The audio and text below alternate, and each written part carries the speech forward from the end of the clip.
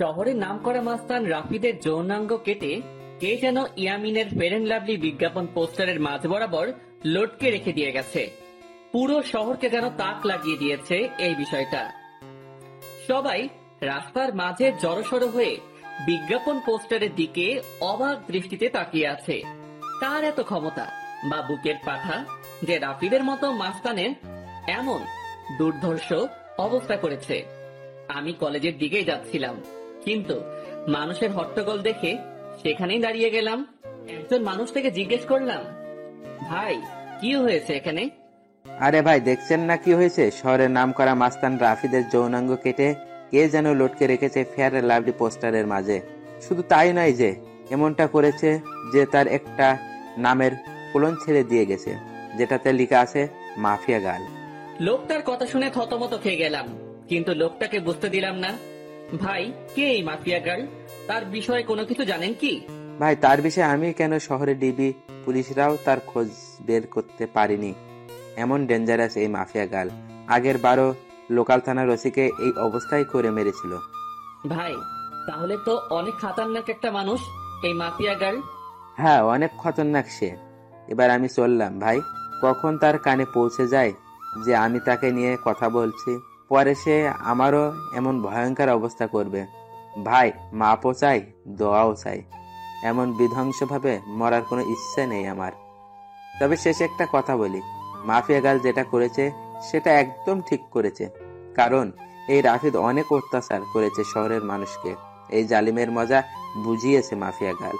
লোকটা চলে গেল, আমি এখনো সেখানে দাঁড়িয়ে আছি।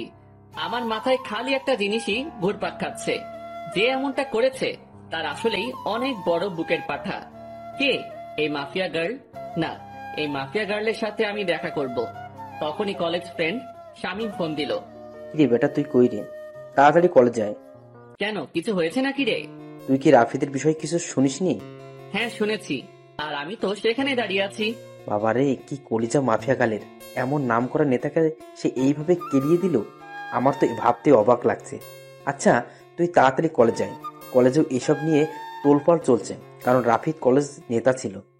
আচ্ছা, আমি আসছি, তুই একটু দাঁড়া। ফোনটা রেখে দিয়ে কলেজের উদ্দেশ্যে রওনা হলাম। মাথায় এখনো মাফিয়া গার্লের বিষয়টা ঘুরপাক খাচ্ছে। মাফিয়া গার্লকে নিয়ে ভাবতে ভাবতে কলেজে চলে গেলাম। কলেজে পৌঁছাতেই দেখি শামীম কলেজের গেটে দাঁড়িয়ে আছে। যাক, তুই এসেছিস, কিন্তু আজ নাকি ক্লাস হবে না রাফিদের বিষয়টার জন্য। কি এক আতঙ্ক লাগিয়ে দিল মাফিয়া গার্ল! আল্লাহ! হ্যাঁ রে, সেই রকমের আতঙ্ক ছড়িয়ে দিয়েছে মাফিয়া গার্ল। তবে একদিকে ভালোই হয়েছে, রাফিদের মতো জানোয়ারকে সেই সাইজ করেছে। অনেক উড়েছিল বেটা, এবার উড়াউড়ি বন্ধ হয়ে গেছে চিরতরে। এজন্যই বলে বেশি উড়া ভালো না। হ্যাঁ, রাফিদ অনেক পাওয়ার দেখাতো কলেজে, একদম শিক্ষা দিয়ে দিয়েছে মাফিয়া গার্ল। আচ্ছা, বাদ দে এখন ওসব কথা, চল নদীর পাড়ে গিয়ে আড্ডা দিব। ওকে, চল। তারপর দুই বন্ধু মিলে চলে গেলাম নদীর পাড়ে। সেখানে গিয়ে দুই বন্ধু বসে বসে আড্ডা মারছি। হঠাৎই নজর পড়লো আমাদের অপোজিটে বসে থাকা একটা মেয়ের দিকে। সে ল্যাপটপ নিয়ে বসে বসে কি একটা যেন করছিল। মেয়েটাকে ঠিক মতন দেখা যাচ্ছে না, কারণ চুলের কারণে পুরো চেহারা ঢেকে আছে। তবে যতটুকু দেখা যাচ্ছে শরীরের অঙ্গ, ততটুকু দেখে বুঝে গেলাম যে মেয়েটার গায়ের রং ফুট পরিদের মতন। এই আকাশ, তুই ওদিক তাকিয়ে কি দেখছিস? আমি কত সময় ধরে বকবক করে চলেছি। আরে দেখ না, সামনে বসে থাকা মেয়েটার দিকে, কেমন মগ্ন হয়ে ল্যাপটপে কাজ করছে। আরে, এ তো আমাদের কলেজের রামিসা, যে কিনা কলেজের টপার, সবসময় পড়ালেখা নিয়ে মগ্ন থাকে। এখন নিশ্চয়ই ল্যাপটপে পড়ালেখা নিয়ে গবেষণা চলছে। শামীম, তুই একটা জিনিস লক্ষ্য করেছিস মেয়েটার? তার চুলগুলো কত লম্বা লম্বা, আর গায়ের রংটাও পুরো দুধে আলতা। হ্যাঁ, সে আমি অনেক আগ থেকে জানি, কারণ কলেজের সবাই ওর জন্য পাগল, কিন্তু সে কাউকে পাত্তা দেয় না। সারাদিন পড়ালেখা নিয়ে পড়ে থাকে, তার কাছে এসবের কোনো টাইম নাই। কিন্তু বন্ধু, মেয়েটাকে দেখে না আমার ভিতরে কেমন ঘুটাঘুটি হচ্ছে। মনে হচ্ছে যেন মেয়েটা আমার ভবিষ্যৎ বউ হবে। সেই স্বপ্ন কোনোদিনই পূরণ হবে না তোর, কারণ আমাদের মতো ছাগলের কপালে এসব মেয়ে কখনোই জুটবে না। আরে জুটবে কি জুটবে না সেসব পরে দেখা যাবে, কিন্তু এখন চল না, ওর সাথে একটু কথা বলে আসি। মনটা না কেমন যেন ছটফট করছে কথা বলার জন্য। আরে ভাই, তোর কি মনে হয় সে আমাদের সাথে কথা বলবে? ভাই, তাও চল না প্লিজ। চল। শামীমকে নিয়ে মেয়েটার কাছে চলে গেলাম। মেয়েটার সামনে গিয়ে দাঁড়িয়ে আছি ছায়া মূর্তির মতন। কিন্তু তার যেন আমাদের দিকে কোনো খেয়ালই নেই। সে তার কাজে মগ্ন হয়ে আছে। এই দেখলি, দানবের মতো দুটো মানুষ আমরা তার সামনে এসে দাঁড়িয়ে আছি, কিন্তু আমাদের দিকে কোনো খেয়াল নেই। রামিসা এমনই, কারোর সাথে কথাই বলে না। আরে চুপ থাকতো, আমি কথা বলছি, দেখতে থাক। আমি গলায় বড় করে কাশি দিলাম, কিন্তু মেয়েটার কোনো রেসপন্সই দেখতে পেলাম না। মেয়েটা এখনো তার কাজে মগ্ন। এবার শরম লজ্জা ভেঙে সোজা ডাক দিলাম, এই যে শুনছেন। মেয়েটা আমার ডাক শুনে ল্যাপটপ থেকে মাথা তুলে তাকালো। এতটা সময় মেয়েটার চেহারা দেখা যাচ্ছিল না, কিন্তু এখন সে আমাদের দিকে তাকানোই পুরো স্পষ্ট দেখা যাচ্ছে চেহারা। মেয়েটাকে দেখে পুরো শরীর ঠান্ডা হয়ে গেল আমার। ও আল্লাহ, এটা তো মেয়ে না, এটা তো পরিপালক থেকে ভুল করে নেমে আসা কোনো হুটপড়ি। জি বলুন। আমি মেয়েটার দিকে চোখ বড় বড় করে তাকিয়ে আছি। আমার তো পুরো দুনিয়াদারি যেন নিমিষেই থমকে গেল। আমি চুপচাপ তাকিয়ে আছি মেয়েটার দিকে। তখনই সাইড থেকে শামীম ধাক্কা দিয়ে বলল, আরে আকাশ, তুই কোথায় হারিয়ে গেলি? হ্যাঁ, শামীমের কথাই হুঁশ ফিরে আসলো। না না, আমি এখানে আছি, কোথাও হারাইনি। না হারলে বোবার মতন ওর দিকে ড্যাব ড্যাব করে তাকিয়ে আসিস যে। শামীম কথা শেষ না করতেই পাশ থেকে মেয়েটা আবার বলে উঠল, জি কিছু বলবেন? না না, কিছু বলবো না, আপনাকে শুধু চেয়ে চেয়ে দেখবো। মানে বুঝলাম না। আরে মানে আপনার সাথে একটু কথা বলতে চাই। জি বলুন, বললাম তো। আপনার পাশে কি একটু বসা যাবে আগে? পাশে বসে কি করবেন? কি বলতে এসেছেন সেটা বলে প্লিজ চলে যান। আমি এখন পড়া নিয়ে একটু বিজি আছি। আচ্ছা থাক, তাহলে অন্য একদিন বলবো। আচ্ছা। মেয়েটা আবার ল্যাপটপে মাথা গুজে দিল, আর আমি বোকার মতন সেখানে ঠায় দাঁড়িয়ে আছি। আমার যেন ভ্রমি কাটছে না। মেয়েটাকে দেখার পর থেকে পুরোপুরি মাতাল হয়ে গেছি আমি। এই আকাশ, চল এবার। না, আমি যাব না, তুই যা। মানে কি আকাশ, এখানে দাঁড়িয়ে দাঁড়িয়ে কি করবি শুনি? মেয়েটাকে তাকিয়ে তাকিয়ে দেখবো। আকাশ, তোর মাথা কি খারাপ টারাপ হয়ে গেল নাকি? কি সব আবল তাবল বলছিস? হ্যাঁ হ্যাঁ, হয়তো হয়ে গেছে। ওহ আল্লাহ, কোন পাগলের পাল্লায় পড়লাম আমি। আচ্ছা শামীম, একটা কথা বলি। হ্যাঁ বল। আমার না মেয়েটাকে কোলে উঠিয়ে নিয়ে কাজী অফিসে দৌড় দিতে মন চাচ্ছে। ইচ্ছে করছে এখনই বউ বানিয়ে ফেলি মেয়েটাকে। একটা ঠাটিয়ে লাগিয়ে দিব তোর গালে, বেটা ফাজিল। চল তুই এখান থেকে। শামীম আকাশকে টেনে সেখান থেকে নিয়ে আসলো।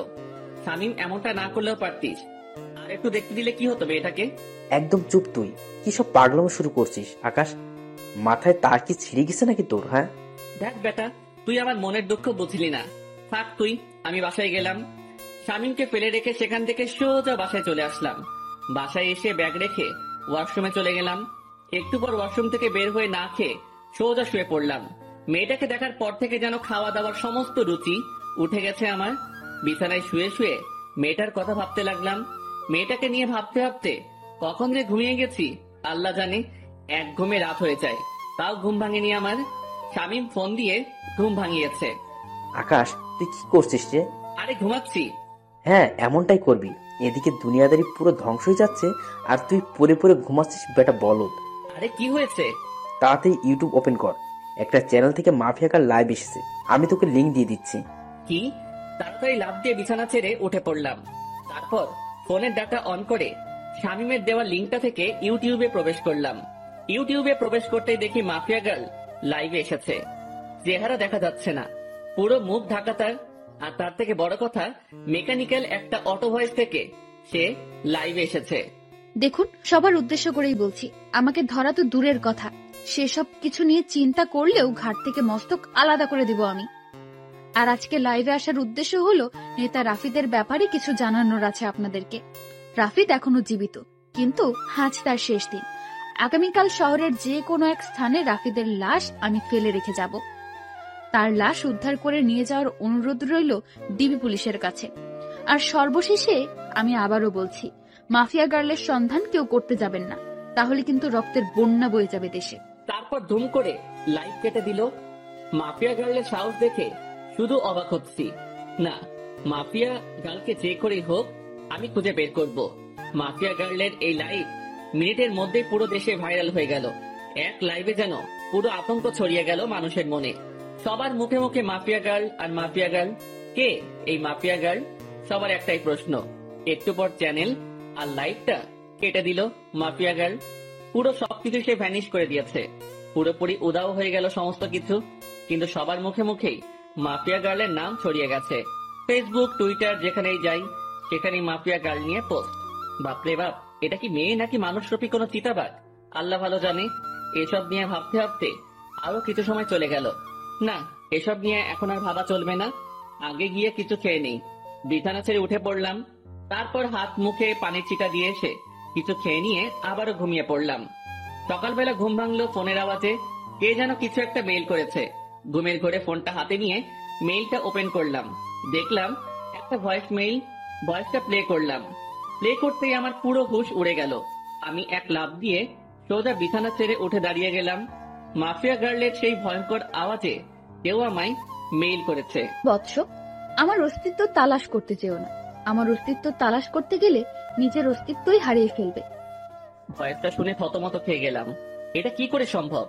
মাফিয়া গার্ল আমায় ভয়েস মেইল করেছে। শুধু তাই নয়, আমি মাফিয়া গার্লের তালাশ করছি, সেটা সে জানলো কি করে? বাপরে বাপ, কি ডেঞ্জারাস মেয়ে রে বাবা! আমায় মেইল করে শাসায়। মাথায় তো কিছুই কাজ করছে না ভয়েসটা শোনার পর থেকে। কিন্তু আমি তো থেমে থাকবো না। আমি মাফিয়া গার্লের খোঁজ বের করেই ছাড়বো। সে যত বড় মাফিয়াই হোক না কেন, আমি আকাশও কম না। চুপসে আছি বলে আমাকে ভয় পেতে হবে এমন কোনো কিছুই নয়। মাফিয়া গার্লও জানে না যে আমি কত বড় খেলোয়াড়। যেদিন আমি খেলতে নেমে যাব, সেদিন এমন মাফিয়া গার্ল পথে পথে হোঁচট খেয়ে মরবে। এসব নিয়ে চিন্তা ভাবনা করছি। তখনই দেওয়াল ঘড়িটায় 9টা অ্যালার্ম বেজে উঠলো। ও আল্লাহ, 9টা বেজে গেছে কখন? আমার তো কলেজ যেতে হবে। তাড়াতাড়ি বিছানা ছেড়ে উঠে পড়লাম। তারপর ফ্রেশ হয়ে হালকা পাতলা কিছু নাস্তা করে কলেজের উদ্দেশ্যে রওনা হলাম। হেঁটেই রওনা হয়েছি। আরে ধুর, আমার পরিচয় দিতে তো ভুলেই গেছি সবাইকে। চলেন পরিচয় পর্বটা শেষ করে ফেলি। আমি বরাবরের মতোই আকাশ আপনাদের সাথে আছি। পড়াশোনার সুবাদে শহরে আলাদা বাসা নিয়ে থাকি। আর পুরো পরিবার, বাবা মা ছোট বোন অন্য শহরে থাকে। আমি ইচ্ছা করেই এই কলেজে অ্যাডমিশন নিয়েছি। ইচ্ছা করে বলতে একটা রিজন আছে এই কলেজে অ্যাডমিশন নেওয়ার। সেটা গল্পের সাথে থাকলে জেনে যাবেন। তো এবার গল্পে ফেরা যাক। কলেজে পৌঁছে গেলাম। কলেজে পৌঁছাতেই দেখি গতকালে সেই রামিসা মেয়েটা গাছতলায় বসে বসে বই একটা হাতে নিয়ে পড়ছে। কোনো কিছু না ভেবে মেয়েটার দিকে এগিয়ে গেলাম, কারণ এখনো ক্লাস শুরু হয়নি। আর ক্লাস হবে কিনা সেটাও সন্দেহ। মেয়েটার কাছে গিয়ে দাঁড়িয়ে আছি। মেয়ে আমায় দেখে আজ নিজ থেকে কথা বলল। কালকের বিষয়টা নিয়ে কিছু বলতে আসছেন বুঝি? না, তেমন কিছু না। মানে হ্যাঁ, মেয়েটার এমন ধরা কথা শুনে কি বলবো, সবটাই গুলিয়ে গেছে। তো বলুন। আচ্ছা, আপনার সাথে কি ফ্রেন্ডশিপ করা যাবে? না, ফ্রেন্ডশিপ করা যাবে না, কারণ আমি কোনো ছেলের সাথেই চলাফেরা করি না। প্লিজ না করিয়েন না। আমি কিন্তু একদম বাজে ছেলে না। তাও আমি পারবো না। তবে হ্যাঁ, পড়ালেখা নিয়ে টুকটাক কথা বলার প্রয়োজন হলে বলতে পারবেন। আচ্ছা ঠিক আছে। কিন্তু আপনাকে তো কলেজে নতুন মনে হচ্ছে। হ্যাঁ, আমি নতুন। আগে অ্যাডমিশন নিয়েছে এই কলেজে, অন্য কলেজ থেকে ট্রান্সফার হয়ে। তবে রেগুলার হয়েছি 1 সপ্তাহ হবে। কোন ইয়ারে অ্যাডমিশন নিয়েছেন? সেকেন্ড ইয়ারে। আপনি? ও, আপনিও তাহলে আমার সেম ক্লাস। তার মানে আপনিও সেকেন্ড ইয়ারে পড়েন? হ্যাঁ। আচ্ছা, এখন আমি একটু বিজি পড়া নিয়ে। আপনার সাথে পরে কথা হবে, কেমন? আচ্ছা ঠিক আছে, সে না হয় পরে কথা বলবো। কিন্তু একটা কথা, আমরা যেহেতু একই ইয়ারের, তাহলে তুমি করে বলা যায়। আমি আপনি ডেকে মজা পাই। আচ্ছা ঠিক আছে, যেমনটা আপনার মর্জি। সেখান থেকে চলে আসলাম। বাপরে বাপ, কি মেয়ে! ভাও এই দিচ্ছে না। আমার মনে জলে আগুন, আর সে বাজায় সাপের বিন। তবে সমস্যা নেই, তোমায় তো আমি নিজের করেই ছাড়বো। তোমায় নিজের মনে ফিক্স করে নিয়েছি, বিয়ে করলে তোমায় করব। সেখান থেকে আসতে না আসতেই শামীম কলেজের গেট দিয়ে প্রবেশ করলো। কিরে, তুই এখন এলি? এই তো একটু আগে। আচ্ছা চল ক্যান্টিনের দিকে যাই। কলেজের পরিবেশ দেখে তো মনে হচ্ছে না যে আজ ক্লাস হবে। আমারও তাই মনে হচ্ছে। চলো তাহলে ক্যান্টিনেই যাই। তারপর দুজন মিলে ক্যান্টিনে চলে গেলাম। কলেজে যেদিন অ্যাডমিশন নিয়েছি সেদিনই শামীমের সাথে আমার পরিচয় হয়েছে। অল্প কয়েকদিনে খুব ভালো বন্ধু হয়ে উঠেছি আমরা। 2 বন্ধু মিলে ক্যান্টিনে বসে বসে কফি খাচ্ছিলাম। তখনই আশেপাশের লোকজন সবাই একদিকে দৌড়ে ছুটে যাচ্ছে। একজনকে ডেকে জিজ্ঞেস করলাম, ভাই কি হয়েছে? আপনারা এভাবে দৌড়াচ্ছেন কেন? আরে ভাই, আপনারা কোন দুনিয়ায় থাকেন? হ্যাঁ, যে কোনো কিছুই বলতে পারেন না? ভাই, এই দুনিয়াতেই আছি, কিন্তু কি হয়েছে সেটা তো বলবেন। আরে মাফিয়া গার্ল রাফিদকে মেরে ওর লাশ চৌরাস্তার মোড়ে লটকে রেখে দিয়ে গেছে। লোকটার কথা শুনে মাথায় বড়সড় একটা বাজ পড়লো। মাফিয়া গার্ল সত্যি তাহলে রাফিদকে মেরে ফেলেছে? শামীম, চল তো তাড়াতাড়ি। হ্যাঁ চল। শামীমকে নিয়ে তাড়াতাড়ি চৌরাস্তার মোড়ে চলে গেলাম। সেখানে গিয়ে দেখি কয়েক হাজার মানুষ একত্রে জমা হয়েছে। আর চৌরাস্তার মোড়ে একটা বড় গাছের উপরে রাফিদের লাশ তুলছে। রাফিদের লাশ দেখে নিজেরই কলিজা কেঁপে উঠলো। একটা মেয়ের পক্ষে কি করে সম্ভব এটা? একটা মেয়ে শহরের নাম করা নেতাকে এমন বিভৎস ভাবে মারলো যে দেখে বিশ্বাসই হচ্ছে না। চুপচাপ সেখানে নীরব দর্শকের মতন দাঁড়িয়ে আছি। ডিবি পুলিশ রাফিদের লাশ গাছ থেকে নামাচ্ছে।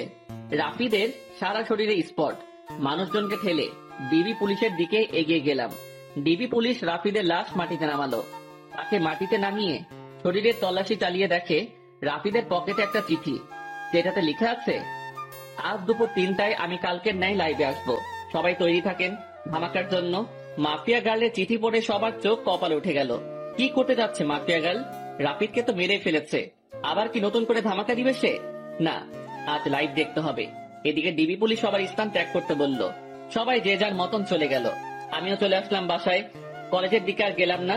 বাসায় এসে 3টা বাজার অপেক্ষা করছি। দুপুর 3টা বাজতে আর 2 মিনিট বাকি। তখনই মাফিয়া গার্লের সেই ইউটিউব লিংকে ক্লিক করলাম আর চ্যানেলটা ওপেন হয়ে গেল।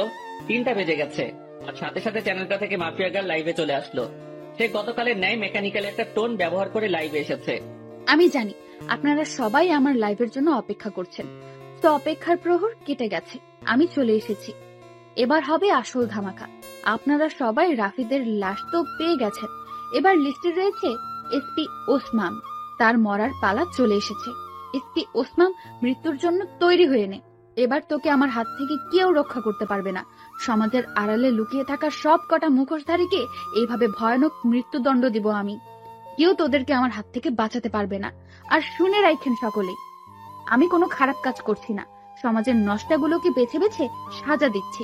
এসপি ওসমানের মৃত্যুর পর বাকি টার্গেটের নাম আমি বলে দেব। এসব কিছু আমি সমাজের ভালোর জন্যই করছি। তবে হ্যাঁ, আমার পার্সোনাল একটা মাকসাদ আছে, সেটা হলো আমি আগুনের সাথে দেখা করতে চাই এসব করে। সে যেন নিজেই আমার কাজকর্ম দেখে আমার সাথে দেখা করে। যতদিন না সে আমার সাথে দেখা করবে ততদিন আমি এইরূপ কাজ করেই যাব। মাফিয়া গার্লের মুখে আগুন নামটা শুনে ভিতরে ছ্যাট করে উঠলো। আল্লাহ, এ তো দেখি উল্টো চক্র। যেখানে মাফিয়া গার্লকে আমি খুঁজছি সেখানে সে উল্টো আগুনের তালাশ করছে। না, মাফিয়া গার্লের খোঁজ বের করতেই হবে, যে করে হোক না কেন। আমি মাফিয়া গার্লকে খুঁজে বের করবই। তবে আগে মাফিয়া গার্লের পরিচয়টা শুনি, সে কি বলতে চাই। আগুন, আপনি যেখানেই আছেন না কেন, আপনি যদি আমার তালাশ না করেন তাহলে এসব কোনোদিনও বন্ধ করব না আমি। একটা কোডিং দিয়ে গেলাম আমার, 2244। এই কোডিংটা আপনি ছাড়া কেউ বুঝবে না, তো নিজেই আমার খোঁজ বের করুন। মাফিয়া গার্লের কোডিং শুনে আরো মাথা খারাপ হয়ে গেল। মাফিয়া গার্ল চাইছেটা কি? কিছুই তো মাথায় কাজ করছে না। সে আগুনের সাথে দেখা করতে চায়, আর উপরে আবার সে নিজের লিড কোড ইউজ করছে। মাথা তো পুরো কাজ করা বন্ধ করে দিয়েছে, আর কিছুই যেন ভাবতে পারছি না। মাথা পুরো জ্যাম হয়ে গিয়েছে। মাফিয়া গার্ল লাইভ কেটে দিয়ে বের হয়ে গিয়েছে।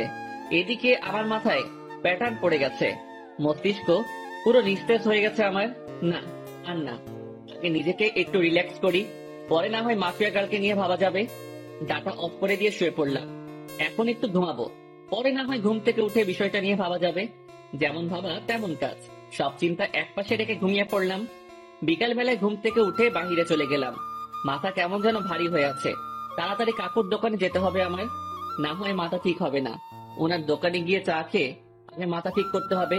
কাকুর দোকানে গিয়ে চায়ের অর্ডার করলাম। মাথার জ্যাম মোটামুটি ছুটেছে মনে হচ্ছে। চা খেয়ে শরীরটা চাঙ্গা লাগছে একটু। হ্যাঁ, এবার শান্ত মাথায় ভাবি মাফিয়া গার্লের কথা। আচ্ছা, মাফিয়া গার্ল আমার খোঁজ কেন করছে? কি চাই সে আমার কাছে? আর কেনই বা সে এসব কর্মকাণ্ড করছে? দেশে তো প্রশাসন আছে দুর্নীতিবাজদেরকে শাস্তি দেওয়ার জন্য, তারপরেও কেন মাফিয়া গার্ল আইনের বিপক্ষে যাচ্ছে? হাজারটা প্রশ্ন নিজেকে নিজে ছুড়ে মারলাম। এবার আমার শান্ত মস্তিষ্ক ধীরে ধীরে সব কয়টা প্রশ্নের উত্তর খোলাসা করতে লাগলো। দেখো, দেশে যে অবস্থা তা কোনোদিন শুধরাবে না। একটার পর একটা দুর্নীতিবাজ পয়দা হয়েই যাবে, কখনো তাদেরকে থামানো যাবে না। নিজের মনে উত্তরের সাথে মাফিয়া গার্লের কর্মকাণ্ডের জাজমেন্ট করলাম। পরিশেষে যা বুঝতে পেলাম, হ্যাঁ, মাফিয়া গার্ল একদিকে ঠিকই করছে, তাদের শাস্তি হয় না, সে তাদেরকে শান্তি দিচ্ছে। এমন একটা মানুষের এই অভাব ছিল দেশে, কিন্তু একটা জিনিসের উত্তর কোনোভাবেই পেলাম না। মাফিয়া গার্ল আমার খোঁজ করছে কেন? কি চায় সে আমার কাছে? এটার উত্তর আমার জানতেই হবে। তবে তার জন্য মাফিয়া গার্লকে দরকার আমার। হ্যাঁ, মাফিয়া গার্লকে দরকার আমার। মাফিয়া গার্ল, তুমি অপেক্ষায় থাকো, জলদি দেখা হচ্ছে তোমার সাথে। কাকুর দোকান থেকে উঠে চলে এলাম। ভিতরে খালি একটা জিনিসই কাজ করছে, মাফিয়া গার্লের খোঁজ বের করা। হ্যাঁ, সেটা আমি অতি শীঘ্রই বের করে ফেলবো। তারপর হবে আসল খেলা। যদি অসাধু কোনো মতলব থাকে আগুনকে নিয়ে মাফিয়া গার্লের, তখন মাফিয়া গার্ল বুঝতে পারবে যে কত ধানে কত চাল। আগুনও কোনো ফেলনার জিনিস না, সেটা সে তখন হারে হারে টের পাবে। তবে তার একটা হেস্তনেস্ত করবই আমি। সে আগুনকে হয়রানি করিয়েছে।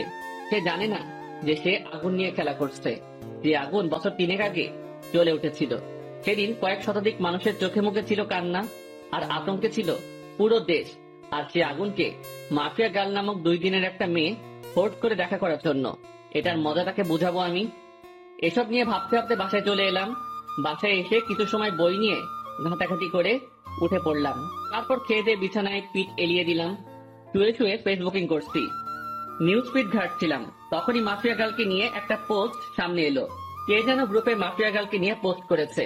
পোস্টের ক্যাপশনে লেখা, mafia girl is the best women in the world. ইস, আমিও যদি মাফিয়া গার্লের মতন হতে পারতাম। পোস্টটা দেখে একটা রিয়াকশন মনে পড়লো, বাবা গো বাবা, টুরু লাভ। আরে বেটা, তোর যদি এতই মাফিয়া গার্লের মতন হওয়ার ইচ্ছা, তাহলে লিঙ্গ পরিবর্তন করে মাফিয়া গার্লের মতন কাজকর্ম শুরু করলেই পারিস। যত সব বিরক্তিকর পোস্ট, মাথা পুরো বিগড়ে যাচ্ছে মানুষের আহ্লাদ দেখে। কি যে পেয়েছে মানুষ মাফিয়া গার্লকে নিয়ে, আল্লাহ। যেখানে যাই সেখানেই মাফিয়া গার্ল আর মাফিয়া গার্ল, পুরো ডিসকাস্টিং। বাঙালি কিছু একটা পেলেই ভার্চুয়াল জগতে তোলপাড় শুরু করে দেয়, বিশেষ করে ফেসবুকে। বিরক্ত নিয়ে ফেসবুক থেকে বের হয়ে আসলাম। তারপর ঘুমিয়ে গেলাম। পরের দিন সকালবেলায় উঠে কলেজে চলে গেলাম। কিন্তু আমি আমার খোঁজ চালু করে দিয়েছি। মাফিয়া গার্লের খোঁজ করতে করতে 2-1 দিন কেটে গেল। অনেক চেষ্টা চালিয়েছি মাফিয়া গার্লের খোঁজ বের করার, কিন্তু কোনো রকমেই খোঁজ বের করতে পারলাম না। কিন্তু আমি হাল ছাড়বো না। তবে একটা কথা, আমি যদি পাওয়ার খাটাই তাহলে ঘন্টা খানিকের মধ্যে মাফিয়া গার্লের খোঁজ পেয়ে যাব আমি। কারণ আমার জন্য কোনো কিছুই অসম্ভব নয়। আমি সেই খতরনাক খেলাড়ি যে কিনা অনেক বড় বড় মাপের মানুষের হাল খারাপ করে দিয়েছি। আমি সেই আগুন। আমি একবার হাতের ইশারা করলেই মাফিয়া গার্লকে আমার সামনে নিয়ে চলে আসবে আমার ছেলে পেলে। কিন্তু আমি চাই না পাওয়ার খাটাতে। আমি চাই নিজের বলে ওকে বের করব। আর তাছাড়া পাওয়ার খাটাতে গেলে আমার অতীত সামনে চলে আসবে। কিন্তু আমি চাই না আমার অতীত সামনে আসুক। তাই চুপিসারে খোঁজ চালাতে থাকলাম। এভাবে আরো কয়েকটা দিন কেটে গেল। আমি মাফিয়া গার্লের খোঁজ চালু রাখলাম। এখনো তাকে বের করতে পারিনি। তবে হঠাৎ একদিন আরেকটা ভয়ঙ্কর ঘটনা সামনে এলো। মাফিয়া গার্ল সেই এসপি কে মেরে ফেলেছে। শুধু তাই নয়, রাফিদের থেকে বিভৎস ভাবে মেরেছে তাকে। এসপি কে মেরে তার যৌনাঙ্গ কেটে মুখের সাথে সেলাই করে দিয়ে কারেন্টের খাম্বায় লটকে রেখেছে। সাথে গলার মধ্যে একটা নেম প্লেট ঝুলিয়ে দিয়েছে, যাতে লেখা আছে, আমি এসপি এনামুল, দুর্নীতির জন্য আজ আমার এমন ভয়াবহ মৃত্যু হয়েছে। এবার তো আরো আতঙ্ক ছড়িয়ে গেল। আগের বার রাফিদ, এবার প্রশাসনিক কর্মকর্তা। এমন কর্মকাণ্ড করে মাফিয়া গার্ল এবার আরো ভাইরাল হয়ে গেল দেশে। এদিকে আমার মাথায় তো বাজ পড়েছে মতন অবস্থা। না, এবার আর চুপ থাকবো না। মাফিয়া গার্লকে এবার টেনে হেঁচড়ে বের করে আনবো আড়াল থেকে। আমি এসব নিয়ে ভাবছিলাম, তখনই শামীমের ফোন। কিরে, তুই কই রে? চৌরাস্তার মোড়। কেন? রামিসা তোর খোঁজ করছে, তাড়াতাড়ি কলেজে আয়। হঠাৎ রামিসা আমার খোঁজ করলো কেন? তা আমি জানবো কি করে? তুই কলেজে এসে ওর খোঁজ জেনে নে, সে কেন তোর খোঁজ করছে। ওকে, আমি আসছি। ফোনটা রেখে দিয়ে কলেজের উদ্দেশ্যে রওনা দিলাম। আজ 2 দিন কলেজে যাওয়ার হচ্ছে না, কারণ শরীর একটু অসুস্থ। তার থেকে বড় কথা, মাফিয়া গার্লের খোঁজ করছি আমি। কিন্তু এখন শামীম ফোন দিয়ে যেতে বলল। তাড়াতাড়ি কলেজে চলে গেলাম। কিরে, রামিসা কই? ওই যে ওই দিকটাতে বসে আছে। আচ্ছা, আমি দেখে আসছি কেন ডেকেছে সে। শামীমকে রেখে রামিসার কাছে চলে গেলাম। এই যে, কেন খোঁজ করেছো আমায়? কেন, আপনি জানেন না? আমি জানবো কি করে যে তুমি আমার কেন খোঁজ করেছো? আমাকে একটা অ্যাসাইনমেন্ট দেখিয়ে দিতে বলেছিলেন যে, মনে নেই? সেটা আমি করে এনেছি বাসা থেকে। Oh my god, Ramisa, sorry sorry sorry. আমি আসলে সত্যিই ভুলে গিয়েছিলাম জিনিসটা। পাঠকটা হয়তো ভাবছেন যে তাকে আমি কখন অ্যাসাইনমেন্ট দেখিয়ে দিতে বলেছি, আর তার সাথে আমার কথা হলো কি করে। আসলে হলো যে সে আমায় যখন বলেছে পড়াশোনার বিষয় নিয়ে চাইলে বন্ধুত্ব করতে পারে সে, তারপর তার সাথে আমি সেই রূপ বন্ধুত্ব করি। কারণ কোনো কিছু হতে হলে তার সাথে আগে মিশতে হবে আমাকে। তাই আমি পড়াশোনার বাহানা দিয়ে তার সাথে মিশেছি। অনেক কষ্ট হয়েছে তার সাথে মিশতে। শুরুতে তো রাজি হয়নি, পরে পড়াশোনার বুঝিয়ে নেওয়ার বাহানা করে মিশেছি। এই যে কি হলো, চুপ হয়ে গেলেন যে? আরে না, এমন কিছু না। আচ্ছা, নেন খাতাটা, এটার মধ্যে আমি করে দিয়েছি। অনেক অনেক ধন্যবাদ রামিসা। তারপর রামিসার হাত থেকে খাতাটা নিলাম, কিন্তু হঠাৎ চোখ গেল তার হাতের আঙুলের দিকে। আঙুলের পাশে একটা সামান্য করে কালো দাগ। সেই দাগটা আমার মোটামুটি পরিচিত। তার হাত যেন দেখেছি আমি এমন একটা কালো দাগ। দেবাঙ্গে প্রেসার দিলাম, তখনই মনে পড়লো মাফিয়া গার্ল যখন লাইভে এসেছিল তখন তার হাতেও এমন একটা কালো দাগ ছিল। যদিও তার চেহারা কালো কাপড়ে ঢাকা ছিল, কিন্তু আঙুলের পাশের কালো দাগটা স্পষ্ট দেখা গিয়েছিল। মাথা পুরো চটপট দিয়ে উঠলো জিনিসটা ভাবতেই। তার মানে কি এই রামিসাই সেই মাফিয়া গার্ল? ভিতরে ভিতরে কৌতূহল কাজ করছে একটা। না, কৌতূহল আর পুষে রাখবো না। সোজা রামিসাকে জিজ্ঞেস করলাম, রামিসা, তোমার হাতে ওটা কিসের দাগ? রামিসা আকাশের কথা শুনে হতমত খেয়ে যায়। কিসের দাগ? হাতের আঙুলের পাশে একটা কালো দাগ দেখলাম। আমি সেটার কথা বলছি। আমার কথা শুনে রামিসা কেমন যেন ঘাবড়ে গেল। না না, ওটা কিছু না, এমনিতেই চোট লেগেছিল ছোট থাকতে আমার, তখন এই আঙ্গুলের পাশে কালো স্পটটা পড়েছে। ও, কিন্তু দাগটা না আমার বেশ পরিচিত। আরে কি বলছেন এসব? হ্যাঁ, আমার হাতের স্পট আপনার পরিচিত হবে কি করে? আপনার কি মাথা গেছে নাকি? হ্যাঁ, না, মাথা যায়নি। আচ্ছা থাক, বাদ দাও এখন এসব কথা। এখন ওঠা যাক, কারণ অ্যাসাইনমেন্ট করে দিয়েছো, সেটা বাসায় গিয়ে খাতায় উঠাতে হবে। আচ্ছা ঠিক আছে, আপনি যান, আমি আরো কিছু সময় এখানেই বসে পড়বো। আচ্ছা। তারপর সেখান থেকে চলে এলাম, কিন্তু মনের ভিতর কেমন যেন একটা খটকা লাগছে। মাফিয়া গার্লের হাতে যেমন কালো দাগ, ঠিক তেমন কালো দাগ রামিসার হাতে। এটা কি করে সম্ভব?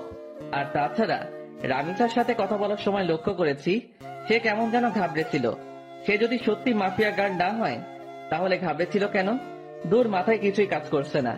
না, এসব নিয়ে আর ভাবতে পারছি না। এবার আড়াল থেকেই মাফিয়া গার্লের তালাশ করব। এসব নিয়ে ভাবতে ভাবতে হাঁটছিলাম, তখনই শামীম ডাক দিল।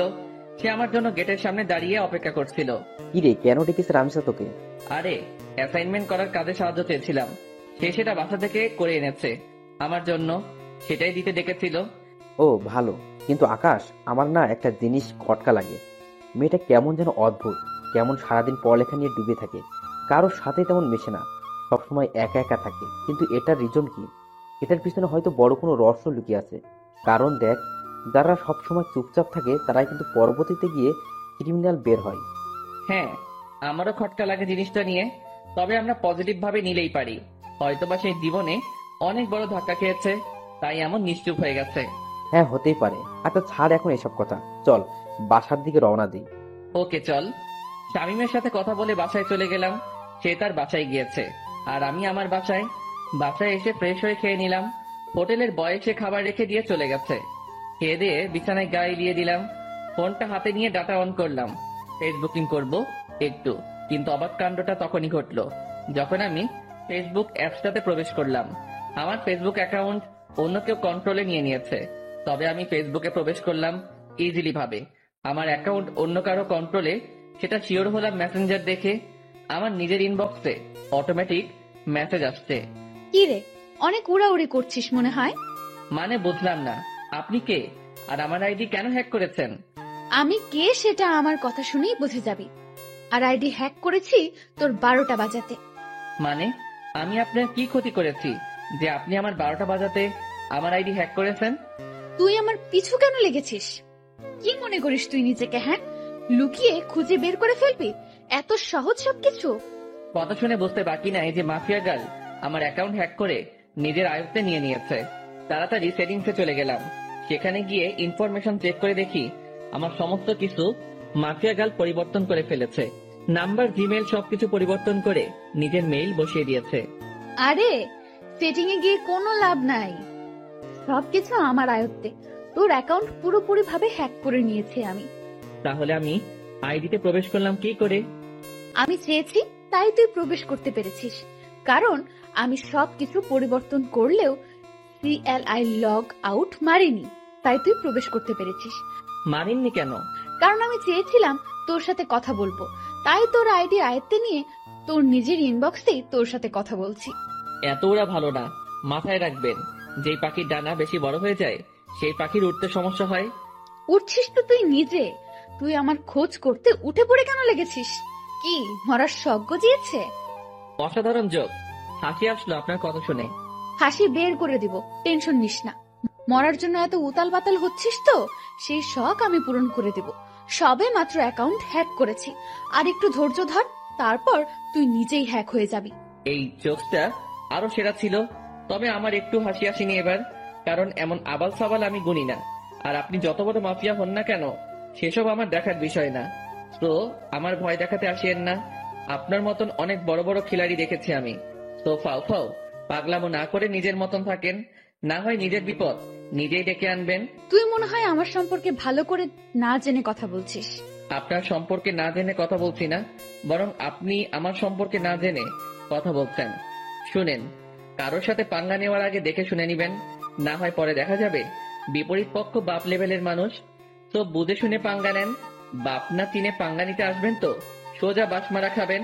হারামির বাচ্চা, তুই সত্যিই মরবি। মাফিয়া গার্লের সাথে বেয়াদবি করার ফল তুই পাবি। তোর প্রথম সাজা স্বরূপ আইডিটা চিরতরে পাবি না, বাকি তোকে পরে আমি সাইজ করব। এতটা সময় ভালো করে কথা বলেছি, কিন্তু এখন আর না। তুইও শুনে রাখ, বাপ না চিনে আবলামি করার কারণে পিক দিয়ে সোজা দুনিয়া ছাড়া করবো তোকে। আর কি বলি তুই, আমার ফেসবুক অ্যাকাউন্ট আমি আর পাবো না? তাহলে চ্যালেঞ্জ দিয়ে বললাম, 10 মিনিটে তোর থেকে ফেসবুক অ্যাকাউন্ট আমি আমার কন্ট্রোলে নিব। দেখি পারলে আমায় আটকে দেখা। রেগে মেগে মোবাইলটা ছুড়ে মারলাম। তারপর বিছানা ছেড়ে উঠে গিয়ে টেবিলের উপরে থাকা ল্যাপটপটা ওপেন করে অটো কোডিং দিয়ে ফেসবুকটা ফিরিয়ে আনলাম। এটা করতে পুরোপুরি 10 মিনিটও লাগেনি। আবার মাফিয়া গার্ল আমার সাথে টক্কর দিতে আসে। তারপর ফেসবুকটাকে সিকিউরিটি করে বের হয়ে আসলাম।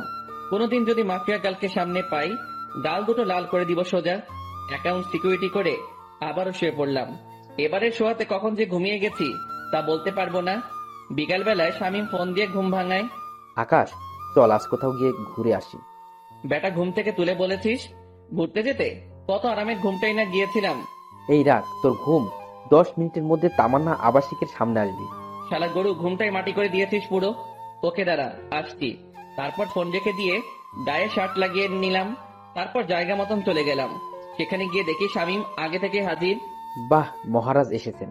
তোর বেটা, শান্তির ঘুমটা শেষ করলি আমার। হ্যাঁ, তোমার শান্তির ঘুম এই খালি নষ্ট করে মানুষ। বেলা বাজে কয়টা আর তুমি পড়ে পড়ে ঘুমাও? গরু দামড়া পাঠা, বউ জুটবে না তোর। ওকে, না জুটলে নাই, চল এখন ঘুরে আসি। ওকে চল। তারপর দুজন মিলে ঘুরতে চলে গেলাম। অনেক রাত পর্যন্ত দুজন মিলে ঘোরাঘুরি করেছি। রেস্টুরেন্টেও খেয়েছি। সমস্ত বিল শামীম দিয়েছে। রাত বাজে 10টা। ঘোরাঘুরি শেষ করে দুজন দুজনের বাসায় চলে এলাম। বাসায় এসে হাত মুখ ধুয়ে ফ্রেশ হয়ে শুয়ে পড়লাম। শরীর অনেক ক্লান্ত, তাই শুতেই ঘুমিয়ে গেছি। সকালবেলায় ঘুম থেকে উঠে রেডি হয়ে কলেজে চলে গেলাম। কলেজে গিয়ে দেখি গেটের মধ্যে রামিসা দাঁড়িয়ে আছে। সে আমাকে দেখতে পেয়ে, যাক, ভালোই হয়েছে, চলেন আমার সাথে, আমার কিছু কথা আছে। বাহ, আজ সূর্য কোন দিকে উঠেছে? আচ্ছা চলো। দুজনে একপাশে চলে গেলাম। হ্যাঁ, এবার বলো। আমি আপনার সাথে বন্ধুত্ব করতে চাই। রামিসার কথা শুনে সত্যি মনে হচ্ছে সূর্য আজ উল্টো দিকে ধরে উঠেছে। এই এই কি হয়েছে বলো তো? তুমি আজ নিজ থেকে আমার সাথে ফ্রেন্ডশিপ করতে চাইছো, কারণ কি? তুমি তো পড়ার বিষয় ছাড়া কোনো কিছু নিয়ে কথা বলতে বারণ করেছো। দেখুন, আসলে আমার জীবনে অনেক বড় একটা ধাক্কা খেয়েছি আমি, তাই কাউকেই আর বিশ্বাস করতে পারি না আমি। অনেক ভয় হয় আমার, কিন্তু আপনাকে আমার অনেক বিশ্বাস হয়, তাই আমি আপনার সাথে বন্ধুত্ব করতে চাই। কি নিয়ে ধাক্কা খেয়েছো? তা না হয় পরে কোনো একদিন বলবো না। এখন কি বন্ধুত্ব করবেন আমার সাথে? আচ্ছা। আচ্ছা মানে কি ধরে নিব আমি? বন্ধুত্ব করেছেন? হ্যাঁ, কিন্তু তাহলে তুমি আমায় আপনি বলতে পারবে না, তুমি করে বলতে হবে। ওকে, আপনি বলবো না, তুমি করেই বলবো। রামিসার সাথে বন্ধুত্ব হয়ে কি যে খুশি লাগছে তা বলে বোঝাতে পারবো না, কারণ ভালোবাসার প্রথম ধাপ বন্ধুত্ব। রামিসার সাথে আমার সেটাই হয়েছে। এর মাঝে কয়েকটা দিন কেটে গেছে। ধীরে ধীরে দুজনের বন্ধুত্ব আরো গভীর হয়ে গেল। দুজন দুজনের অনেকটা ক্লোজ চলে এসেছি। সে আমার সাথে বন্ধুর মতোই আচরণ করে, কিন্তু আমার আচরণে তাকে যে আমি ভালোবাসি সেটা তাকে বোঝানোর ট্রাই করি। তবে সবকিছুর ভিড়ে মাফিয়া গার্ল আমার মন থেকে সরেনি।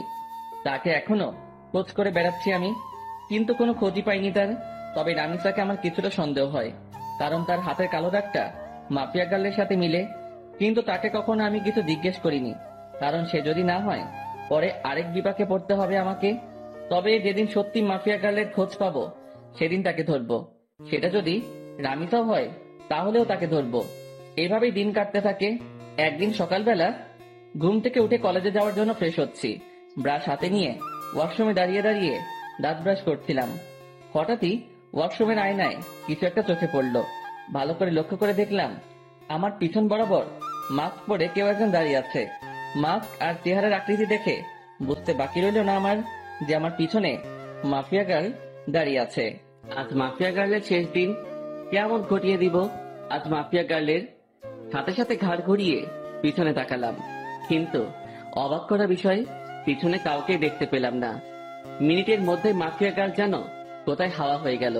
কিরে, গেল কোথায় সে? সারা ওয়াশরুম চোখ বুলিয়ে দেখতে লাগলাম, কিন্তু কোথাও মাফিয়া গার্লকে দেখতে পেলাম না। মিনিটের মধ্যে কোথাও উধাও হয়ে গেলাম মাফিয়া গার্ল। মাথায় তো কিছু খেলছে না। চার দেওয়ালের মাঝ থেকে হাওয়া কি করে হয়ে গেল সে?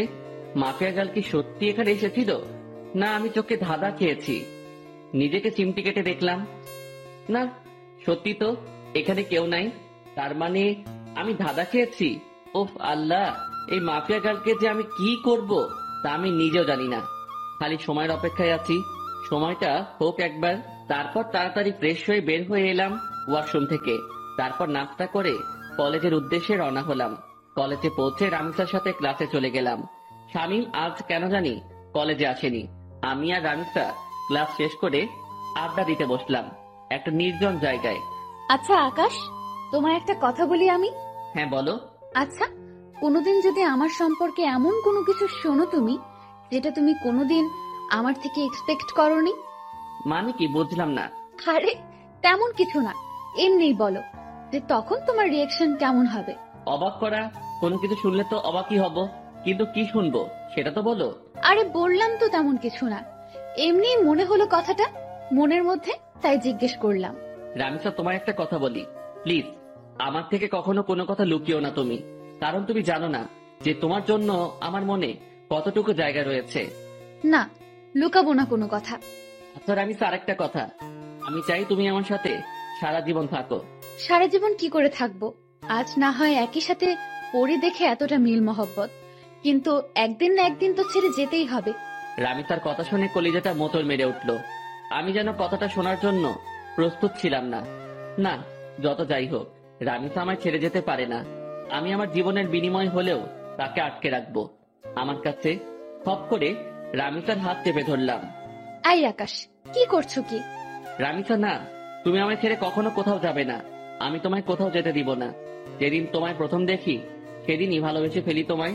প্লিজ, তুমি আমায় ছেড়ে কোথাও যাবে না। আই আকাশ, তোমার কি মাথা টাথা খারাপ হয়ে গেল নাকি? কি সব আবল তাবল বকতেছো? না, আমার মাথা খারাপ হয়নি। Ramisa, I love you. আমি তোমায় সত্যি অনেক বেশি ভালোবাসি। আকাশ, তোমার সত্যিই মাথা খারাপ হয়ে গেছে। তুমি আমার ব্যাপারে কোনো কিছুই জানো না, তা না জেনেও পাগলামি করছো। যখন সবটা জানবে তখন তুমি আমার চেহারাও দেখতে চাইবে না। না, আমি এত কিছু শুনতে চাই না। আমি ব্যাস তোমাকে চাই, আর কিছু দেখার সময় নেই আমার। আকাশ, আমায় তুমি ক্ষমা করো, আমি তোমাকে ভালোবাসতে পারবো না। তবে হ্যাঁ, তোমার ব্যাপার নিয়ে ভেবে দেখবো। যদি মন থেকে কোনো সাড়া পাই তাহলে হ্যাঁ করব তোমাকে, কিন্তু আমার মনে হয় না যে আমার মন হ্যাঁ করবে। কারণ আমার জীবনের অনেক বড় একটা মাকসাদ আছে, আমার ফোকাস শুধু সেটা নিয়ে। এর মধ্যে নতুন করে প্রেম ভালোবাসা জন্ম নেবে না কখনো। রামিসা কি সব মাকসাদের কথা বলছে, কিন্তু আমার তো তাকে চাই, শুধুই তাকে চাই। না, আমি রামিসাকে নিজের করেই ছাড়বো, সেটা যে কোনো কিছু বিনিময় হোক। দরকার হয় আমার পুরনো রূপ ধারণ করব, তাও আমি রামিসাকে নিজের করে ছাড়বো। রামিসা, তোমার যত সময় লাগে তুমি নাও, তাও প্লিজ আমার তোমাকেই চাই। আকাশ, আমি বললাম তো আমি ভেবে দেখবো, প্লিজ এমন পাগলামো করো না। আচ্ছা ঠিক আছে। হ্যাঁ চলো, এবার উঠা যাক, অনেকটা সময় হয়েছে, বাসায় যাওয়া দরকার। হ্যাঁ চলো। তারপর রামিসাকে বিদায়। সুখ, দুঃখ এবং ভালোবাসার সকল প্রকার পার্ট গল্প শুনতে আমাদের চ্যানেলটি সাবস্ক্রাইব করুন এবং পাশে থাকা বেল আইকনটি ক্লিক করে অল নোটিফিকেশন অন করে দিন। শহরের নামকরা মাস্তান রাফিদের যৌনাঙ্গ কেটে কে যেন ইয়ামিনের ফেয়ার অ্যান্ড লাভলি বিজ্ঞাপন পোস্টারের মাঝ বরাবর লটকে রেখে দিয়ে গেছে। পুরো শহরকে যেন তাক লাগিয়ে দিয়েছে এই বিষয়টা। সবাই রাস্তার মাঝে জড়সড় হয়ে বিজ্ঞাপন পোস্টারের দিকে অবাক দৃষ্টিতে তাকিয়ে আছে। কার এত ক্ষমতা বা বুকেট পাঠা যে রাফিদের মতো মাস্তানের এমন দুর্ধর্ষ অবস্থা করেছে? আমি কলেজের দিকেই যাচ্ছিলাম, কিন্তু মানুষের হট্টগোল দেখে সেখানেই দাঁড়িয়ে গেলাম। একজন মানুষ থেকে জিজ্ঞেস করলাম, ভাই কি হয়েছে এখানে? আরে ভাই, দেখছেন না কি হয়েছে? শহরের নাম করা মাস্তান রাফিদের যৌনাঙ্গ কেটে কে যেন লটকে রেখেছে ফেয়ার অ্যান্ড লাভলি পোস্টারের মাঝে। শুধু তাই নয় যে এমনটা করেছে যে তার একটা নামের কোলন ছেড়ে দিয়ে গেছে, যেটাতে লেখা আছে মাফিয়া গার্ল। লোকটার কথা শুনে থতমত খেয়ে গেলাম, কিন্তু লোকটাকে বুঝতে দিলাম না। ভাই, কে এই মাফিয়া গার্ল? তার বিষয়ে কোনো কিছু জানেন কি? ভাই, তার বিষয়ে আমি কেন, শহরে ডিবি পুলিশরাও তার খোঁজ বের করতে পারিনি। এমন ডেঞ্জারাস এই মাফিয়া গার্ল। আগের বারও লোকাল থানার ওসিকে এই অবস্থায় করে মেরেছিল। ভাই, তাহলে তো অনেক খাতারনাক একটা মানুষ এই মাফিয়া গার্ল। হ্যাঁ, অনেক খতরনাক সে। এবার আমি চললাম ভাই। কখন তার কানে পৌঁছে যায় যে আমি তাকে নিয়ে কথা বলছি, পরে সে আমারও এমন ভয়ঙ্কর অবস্থা করবে। ভাই, মাপও চাই, দোয়াও চাই। এমন বিধ্বংসভাবে মরার কোনো ইচ্ছে নেই আমার। তবে শেষে একটা কথা বলি, মাফিয়া গার্ল যেটা করেছে সেটা একদম ঠিক করেছে। কারণ এই রাফিদ অনেক অত্যাচার করেছে শহরের মানুষকে। এই জালিমের মজা বুঝিয়েছে মাফিয়া গার্ল। লোকটা চলে গেল, আমি এখনো সেখানে দাঁড়িয়ে আছি। আমার মাথায় খালি একটা জিনিসই ঘুরপাক খাচ্ছে, যে এমনটা করেছে তার আসলেই অনেক বড় বুকের পাঠা। কে এই মাফিয়া গার্ল?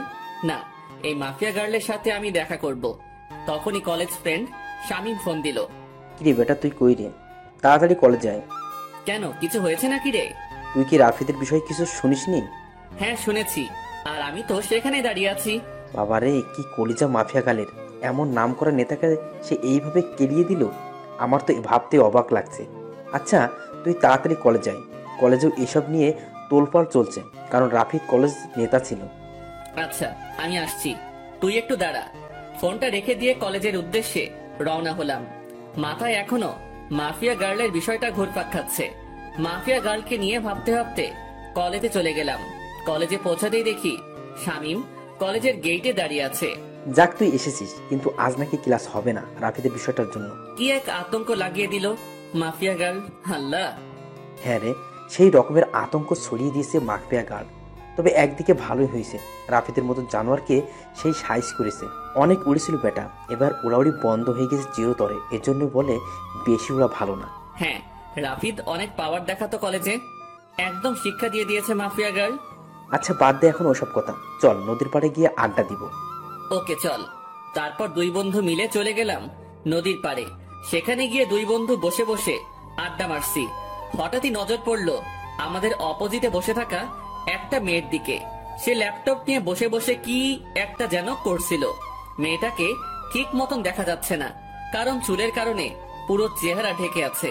তবে যতটুকু দেখা যাচ্ছে শরীরের অঙ্গ, ততটুকু দেখে বুঝে গেলাম যে মেয়েটার গায়ের রং হুট পরিদের মতন।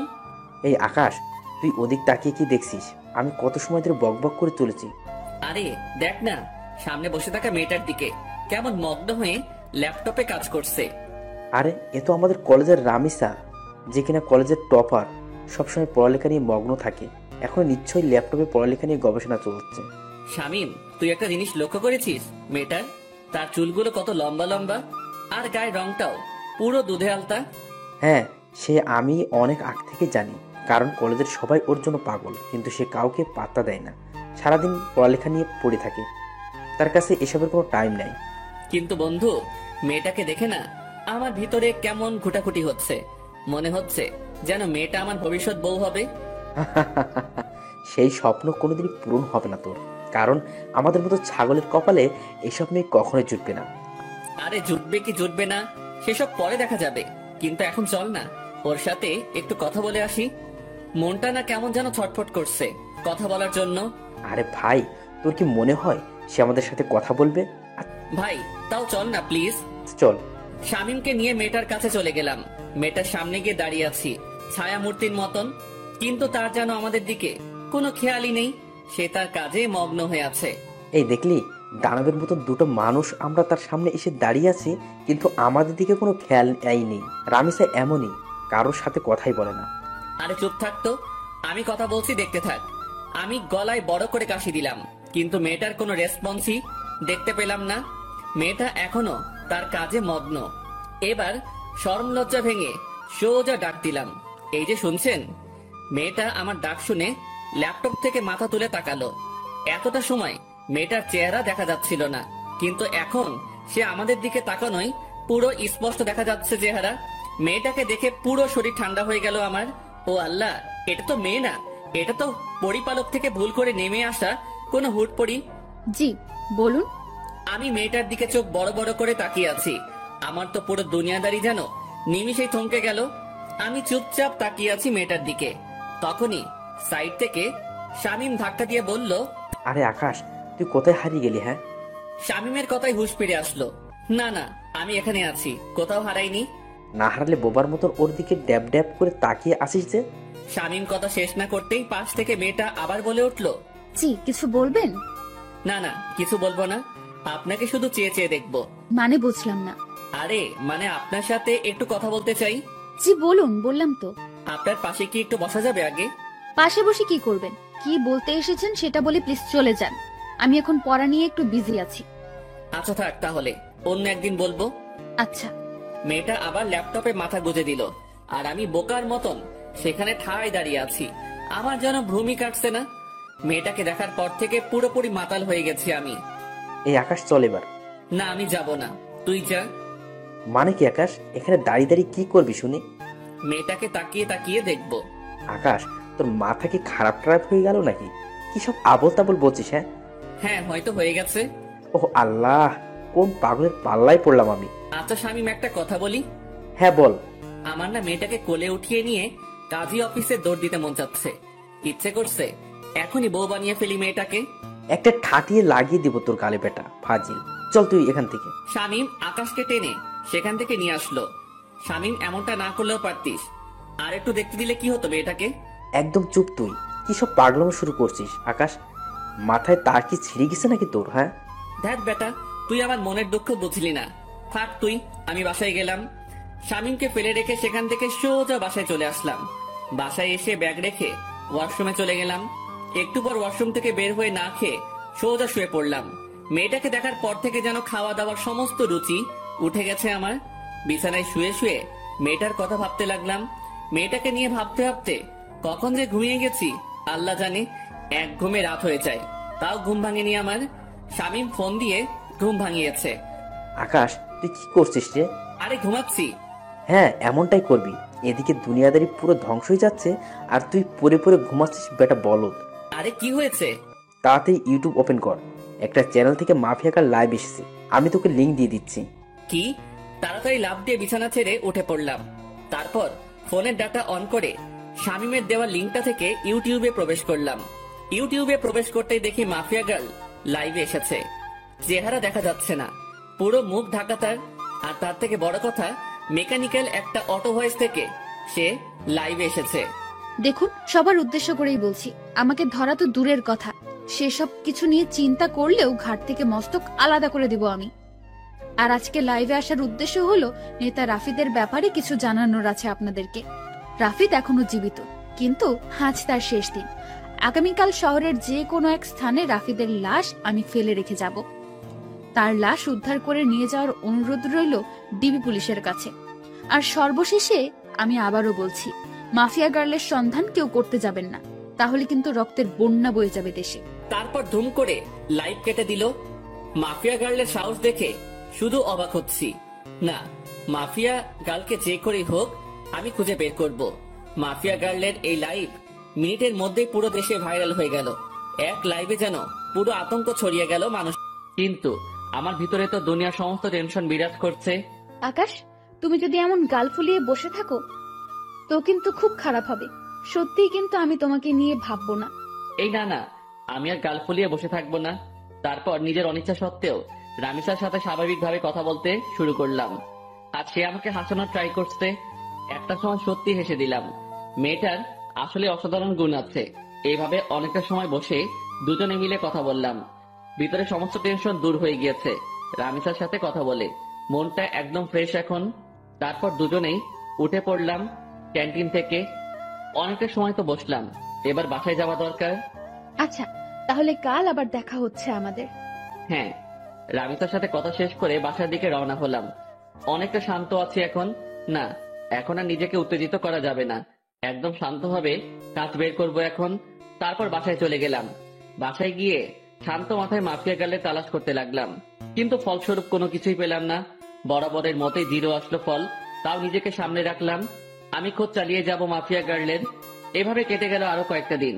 একদিন দুপুরবেলায় খেয়ে দিয়ে শুয়ে শুয়ে টিভিতে খবর দেখছিলাম, তখনই আরেকটা ভয়ঙ্কর নিউজ দেখতে পেলাম। মাফিয়া গার্ল আরেকটা হেডলাইন রটিয়ে দিয়েছে। সে পলিটিশিয়ান ওবায়দুলের খেইল খতম করে দিয়েছে। সে পলিটিশিয়ান ওবায়দুলকে মেরে তার লাশ বাসডগার উপরে ঝুলিয়ে রেখেছে। এই ঘটনার পর প্রশাসন পুরোপুরি ফায়ার হয়ে গেছে মাফিয়া গার্লের উপরে। দেশের মানুষ সবাই জানে যে মাফিয়া গার্ল 2 নাম্বার মানুষদের খেইল খতম করছে, কিন্তু তারপরেও প্রশাসন তো আর চুপ থাকতে পারে না। কারণ সাজা দেওয়ার হলে দেশের প্রশাসন দিবে। দেশে আইন কানুন বলতেও অনেক কিছু রয়েছে, কেউ তো আর তার ঊর্ধ্বে যেতে পারে না। প্রশাসন পুরো হাত পা বেঁধে নেমেছে মাফিয়া গার্লকে খোঁজার জন্য। এবার হয়তো একটা হেস্তনেস্ত করেই ছাড়বে প্রশাসন, কিন্তু আমিও তো হাল ছাড়ার মানুষ না। প্রশাসন মাফিয়া গার্লকে খুঁজে বের করার আগে আমি তাকে খুঁজে বের করব, কারণ আমার তাকে আগে চাই। তাড়াতাড়ি নিলয়কে ফোন দিলাম আবার। সে হয়তো কোনো ক্লু দিতে পারবে আমায়। এতদিনে হয়তো কিছু হলেও হাতে এসেছে তার। ভাই দুঃখিত, এখনো আমি মাফিয়া গাড়ির কোনো খোঁজ পাইনি, আর আমার মনে হয় না যে আমি তার কোনো খোঁজ বের করতে পারবো। আচ্ছা ঠিক আছে, তাও তুই খোঁজ জারি রাখ। তারপর ফোনটা রেখে দিলাম। এবার সত্যি মনে হচ্ছে আমার মাঠঘাট বেঁধে নামতে হবে, কারণ এরপর আর অপেক্ষা করলে প্রশাসনের হাতে মাফিয়া গার্ল ধরা পড়বে। কারণ মাফিয়া গার্ল যত যাই করুক না কেন, সে একটা ভুল কাজ করেছে তার কোড দিয়ে।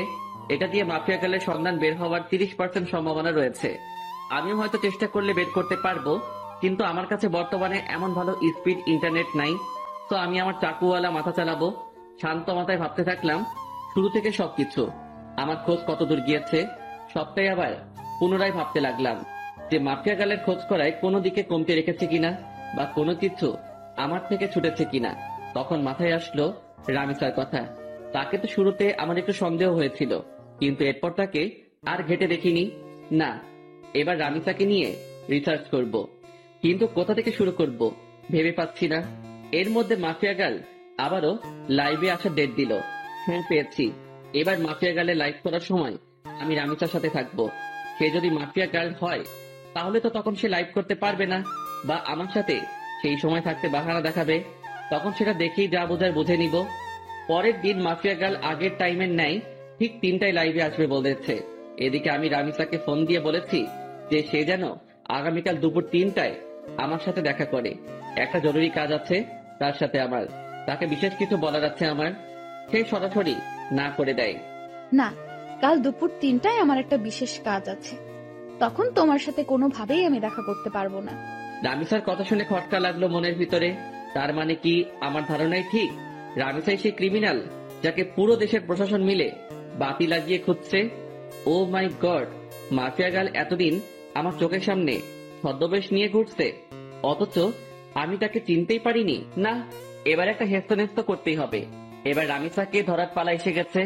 মাফিয়া গার্ল এবার পালাবে কোথায় এইসব নিয়ে ভাবছিলাম। ঠিক তখনই রামিসা আমাকে আবার ফোন দিয়ে বড়সড় একটা শক খাইয়ে দেয়। আচ্ছা ঠিক আছে আকাশ, আমরা কাল 3টা বাজে দেখা করব। তবে হয়তো আমার কলেজে আসা হবে না কাল, বাসায় কিছু কাজকর্ম বাকি আছে। রামিসার কথা শুনে থতমত খেয়ে গেলাম। একটু আগে সে বলল কোনোভাবেই কাল 3টায় দেখা করা সম্ভব না, আবার এখন বলছে কাল 3টায় দেখা করবে। এদিকে আমি রামিসাকে নিয়ে কত কিছু ভেবে বসলাম। তাহলে কি রামিসা মাফিয়া গার্ল না? ও আল্লাহ, মাথা পুরো জ্যাম খেয়ে আছে। মাফিয়া গার্ল যদি কাল 3টার সময় লাইভ করে আর এদিকে রামিসা আমার সাথে থাকে, তাহলে তো রামিসা মাফিয়া গার্ল না। আমার সন্দেহটা তাহলে পুরোপুরি ভুল হবে না। আর ভাবতে পারছি না আমি কি সব ঘটছে আমার সাথে। একটা সূত্র ধরে 2 কদম এগিয়ে যাচ্ছি, কিন্তু পরবর্তীতে নিরাশ হয়ে 4 কদম পিছনে চলে আসছি। মাথা পুরো আগুনের মতন গরম হয়ে আছে। ফোনটা বালিশের পাশে রেখে ঘুমিয়ে পড়লাম। বিকেল বেলা ঘুম থেকে উঠে হাঁটতে বের হলাম। বের হওয়ার আগে বেশ কয়েকবার শামীমকে ফোন দিয়েছি, কিন্তু সে রিসিভ করেনি। কাকুর দোকানে বসে চা খাচ্ছিলাম, তখন শামীম ফোন দিল। কিরে, ফোন দিয়েছিলি মনে হয়? হ্যাঁ দিয়েছিলাম। আচ্ছা তোর কি হয়েছে বলতো? আজ কতদিন হয়ে গেল তুই ক্লাসে আসছিস না, তার উপরে কোনো খবর সবর নাই। আরে বাসায় একটা সমস্যা হয়েছে ছোট বোনকে নিয়ে, তাই কিছুদিন কলেজ আসিনি। সমস্যাটা কেটে উঠতে হয়তো আরো কয়েকটা দিন লাগবে, তারপর কলেজ আসবো। ও আচ্ছা, তাহলে তুই আগে সমস্যার সমাধান কর, পরে না হয় কলেজে আসিস। ওকে বন্ধু। শামীমের সাথে কথা বলে ফোনটা রেখে দিলাম। তারপর কাকুর দোকান থেকে উঠে বাসায় চলে আসলাম। অপেক্ষায় আছি কালকের দিনের। কোনো মতে আজকের দিনটা পার করে দিলাম। পরের দিন কলেজে চলে গেলাম। রামিসা আজ ক্লাসে আসবে না, তারও নাকি বাসায় কি কাজ বাকি আছে, তাই আজ আমার একাই কাটাতে হবে কলেজে। কোনোভাবে কলেজ টাইম শেষ করে বাসায় চলে এলাম। তারপর বাসায় এসে ফ্রেশ হয়ে খেয়ে দিয়ে রামিসাকে ফোন দিলাম। হ্যাঁ, কোথায় দেখা করবে বলো? কলেজ মাঠে আসো। আমিও বাসা থেকে বের হয়ে সেখানে আসছি। ওকে। আমি শার্ট পরে কলেজ মাঠে চলে গেলাম। সেখানে গিয়ে ঘাসের উপরে বসে আছি। 3টা বাজতে আর মিনিট 5 বাকি। এমন সময় রামিসাও চলে আসলো। আচ্ছা বলো তো, হঠাৎ আমার সাথে এমন কি জরুরি কথা বলবে যার কারণে আজ এই অসময়ে এখানে আসতে বললে? বলবো, একটু ওয়েট করো। আমি বাসার থেকে আসার সময় রামিসাকে নিয়ে অনেক কিছু ভেবে এসেছি। কেন? এখন বললে কি হবে? আরে একটু বসো না, এত অস্থির হচ্ছ কেন? একটু পরেই বলবো। এখন আগে মাফিয়া গার্লে লাইভ দেখবো। 3টা বাজতে চলেছে। রামিসা আমার মুখে মাফিয়া গার্লের কথা শুনে চোখ পাকিয়ে তাকিয়ে আছে আমার দিকে। কি হলো, এভাবে চোখ পাকিয়ে তাকিয়ে আছো কেন? আকাশ, হঠাৎ তোমার মাফিয়া গার্লকে নিয়ে এত মাথা ব্যথা উঠলো কেন? আরে না, কিসের মাথা ব্যথা? মাফিয়া গার্ল আজ লাইভে আসবে বলেছে। সবাই তার লাইভ দেখার জন্য বসে আছে, তাই আমিও দেখবো বলে ভেবেছি। ও আচ্ছা, পাশে এসে বসো। দুজন মিলে মাফিয়া গার্লের লাইভ দেখি। রামিসা এসে আমার পাশে বসলো, আর আমি মোবাইলটা হাতে নিয়ে মাফিয়া গার্লের ইউটিউব লিংকে ক্লিক করে সেখানে ঢুকে পড়লাম। 3টা বাজতেই মাফিয়া গার্ল লাইভে চলে আসলো। মাফিয়া গার্লের লাইভ দেখে আমি রামিসার দিকে হা করে তাকিয়ে আছি। নিজের ভিতরে কেমন যেন একটা খারাপ লাগা কাজ করছে।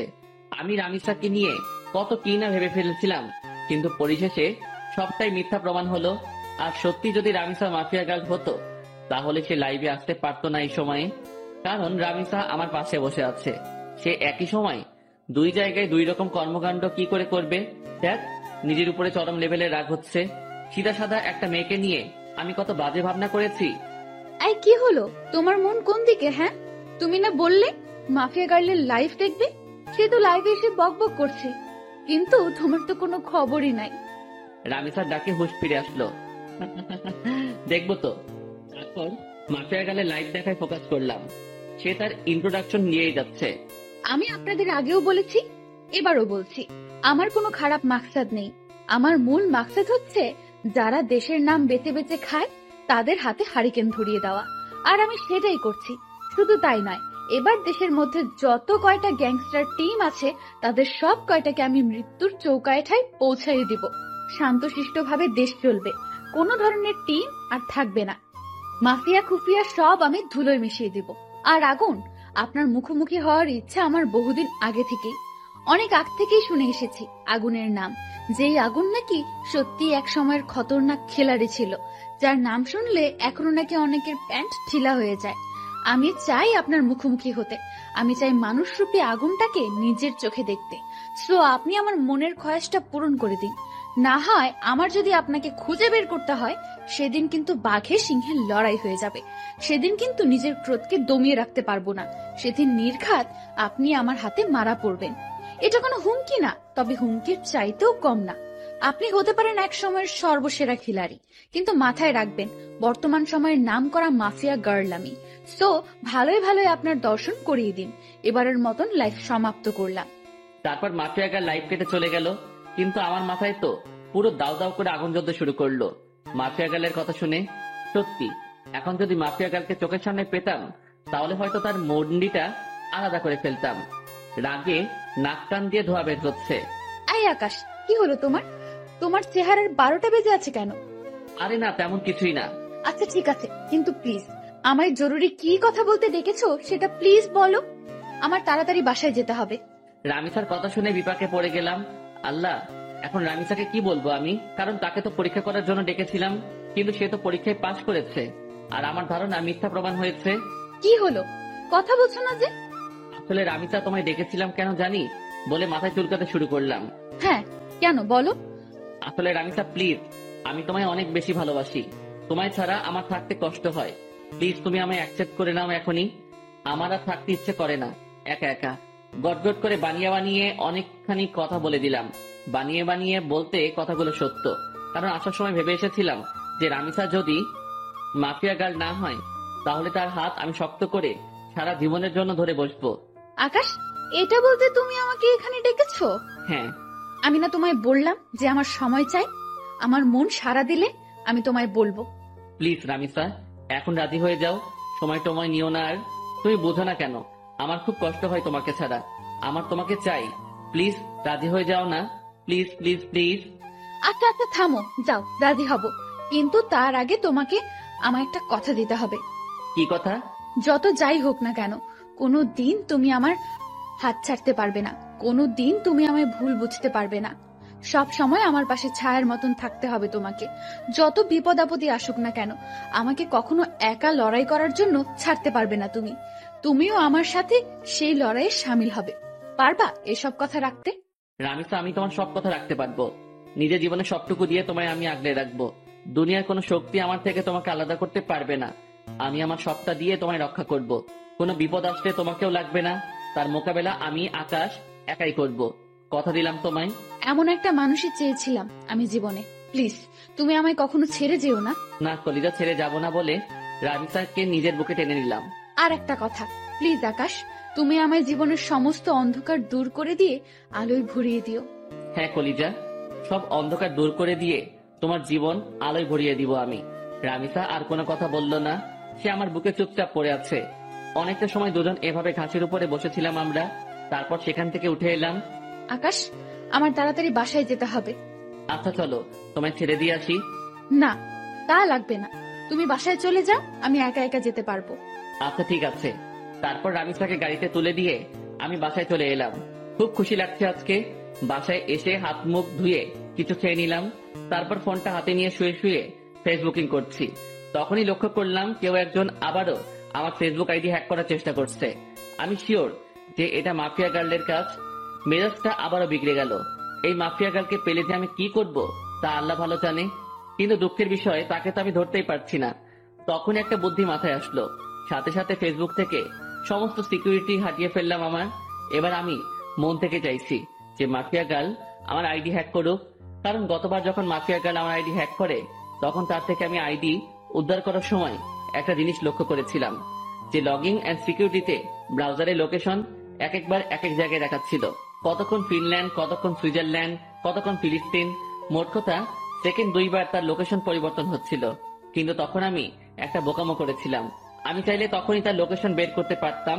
কারণ যে ভিপিএন দিয়ে সে তার লোকেশন পরিবর্তন করছে, সেটা এক সময় গিয়ে তার অরিজিনাল লোকেশন দেখায়। আর সে যেহেতু বাংলাদেশের, সেখানে একবার হলেও বাংলাদেশের লোকেশন দেখাবে। হ্যাঁ, এবার এই সুযোগটাই কাজে লাগবো। সে আমার আইডি হ্যাক করে যখনই আইডিতে প্রবেশ করবে, তখনই তার লোকেশন আমি বের করে ফেলবো। তাই আইডির সিকিউরিটি একটু কমিয়ে দিলাম, কিন্তু এতটাও কমাইনি যে সে পুরোপুরি আমার অ্যাকাউন্ট তার আয়ত্তে করে নিবে। সিকিউরিটি কমিয়ে মাফিয়া গার্লের জন্য অপেক্ষা করতে লাগলাম। কিন্তু সে এবার আমার আইডি হ্যাক করলো না। রাত 12টা পর্যন্ত অপেক্ষা করলাম, কিন্তু সে আমার আইডির দিকে ফিরেও তাকায়নি। কিন্তু আমি শিওর যে সে রাতে আমার আইডি হ্যাক করার ট্রাই করবে। ওকে বাছাধন, তুমি রাতে ট্রাই করিও, আমি সকালবেলা এসে খেলা দেখাবো। এখন ঘুমাতে চললাম। তারপর মোবাইলটা বালিশের পাশে রেখে ঘুমিয়ে পড়লাম। সকালবেলা ঘুম থেকে উঠে মোবাইলটা হাতে নিয়ে দেখি মাফিয়া গার্ল আমার আইডি হ্যাক করে নিয়েছে। এবার পালাবি কোথায় মাফিয়া গার্ল তুই? এবার খেলা দেখাবো তোকে। অনেক কষ্টের বিনিময়ে মাছ জালে আটকা পড়েছে। এবার আর ছাড়াছাড়ি নাই। ছাই দিয়ে হলেও তাকে ধরবো এবার আমি। পাগলের সাথে পাগলামি না করলে তার চাল বোঝা যায় না। আর আমিও সেটা করেছি। এই জন্যই বাবা তোমার জন্য স্পেশালি একটা গান বানিয়েছে, যে বাবা তোমার দরবারে সব পাগলের খেলা। তাড়াতাড়ি করে লোকেশন চেক করলাম। যেমনটা ভেবেছিলাম ঠিক তেমনটাই হয়েছে। লোকেশন প্রতি সেকেন্ডে 2 বার করে টানটি পরিবর্তন করছে। চোখ পাকিয়ে তাকিয়ে আছি লোকেশনের দিকে। একটা সময় গিয়ে বাংলাদেশের এক্স্যাক্টলি লোকেশনটা দেখালো। লোকেশন দেখে তো আমার মাথায় পুরো বাজ পড়ছে মতন অবস্থা। লোকেশন রামিসার এরিয়ায় দেখাচ্ছে। তার মানে রামিসাই সেই ক্রিমিনাল।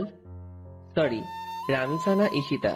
কিন্তু আমার একটা জিনিস মাথায় কাজ করছে না, যে সে তার সমস্ত আইডেন্টিটি কেন হাইড করেছে, আর কেনই বা এই পথে নেমেছে সে। না, আমি আর ভাবতে পারছি না রামিসা কি করে এত বড় মাপের খেলা খেললো। আমার তো মাথায় কিছুই খেলছে না। আর ওই এলাকাতে তো এমন কেউ নাই যাকে আমার সন্দেহ হয়। যাকে সন্দেহ হয় সে একমাত্র রামিসা। এবার আবার পুরোপুরি সন্দেহ দূর হয়ে গেল। 99% শিওর হয়ে গেলাম রামিসাই সেই মাফিয়া গার্ল। এবার খালি রামিসার মুখ থেকে শোনা বাকি।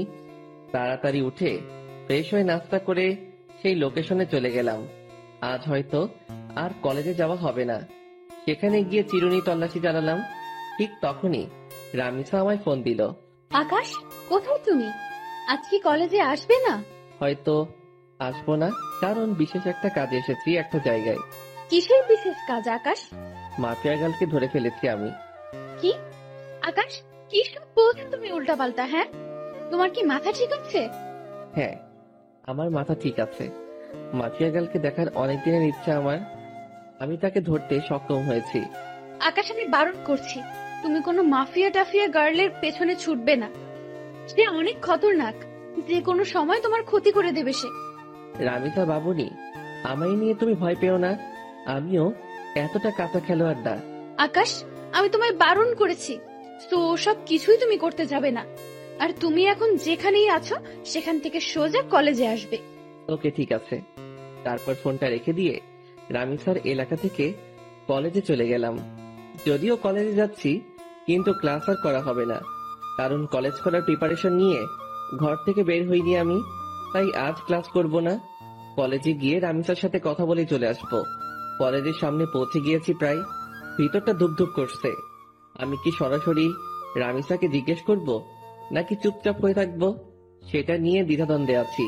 কারণ জিজ্ঞেস করলে যদি সে স্বীকার না করে, কিন্তু আমার তো তার মুখ থেকে সমস্ত সত্যিটা জানা চাই।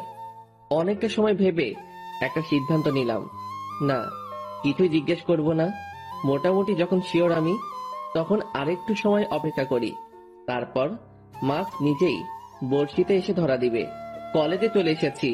রিক্সা থেকে নেমে ভাড়া পে করে ভিতরে চলে গেলাম।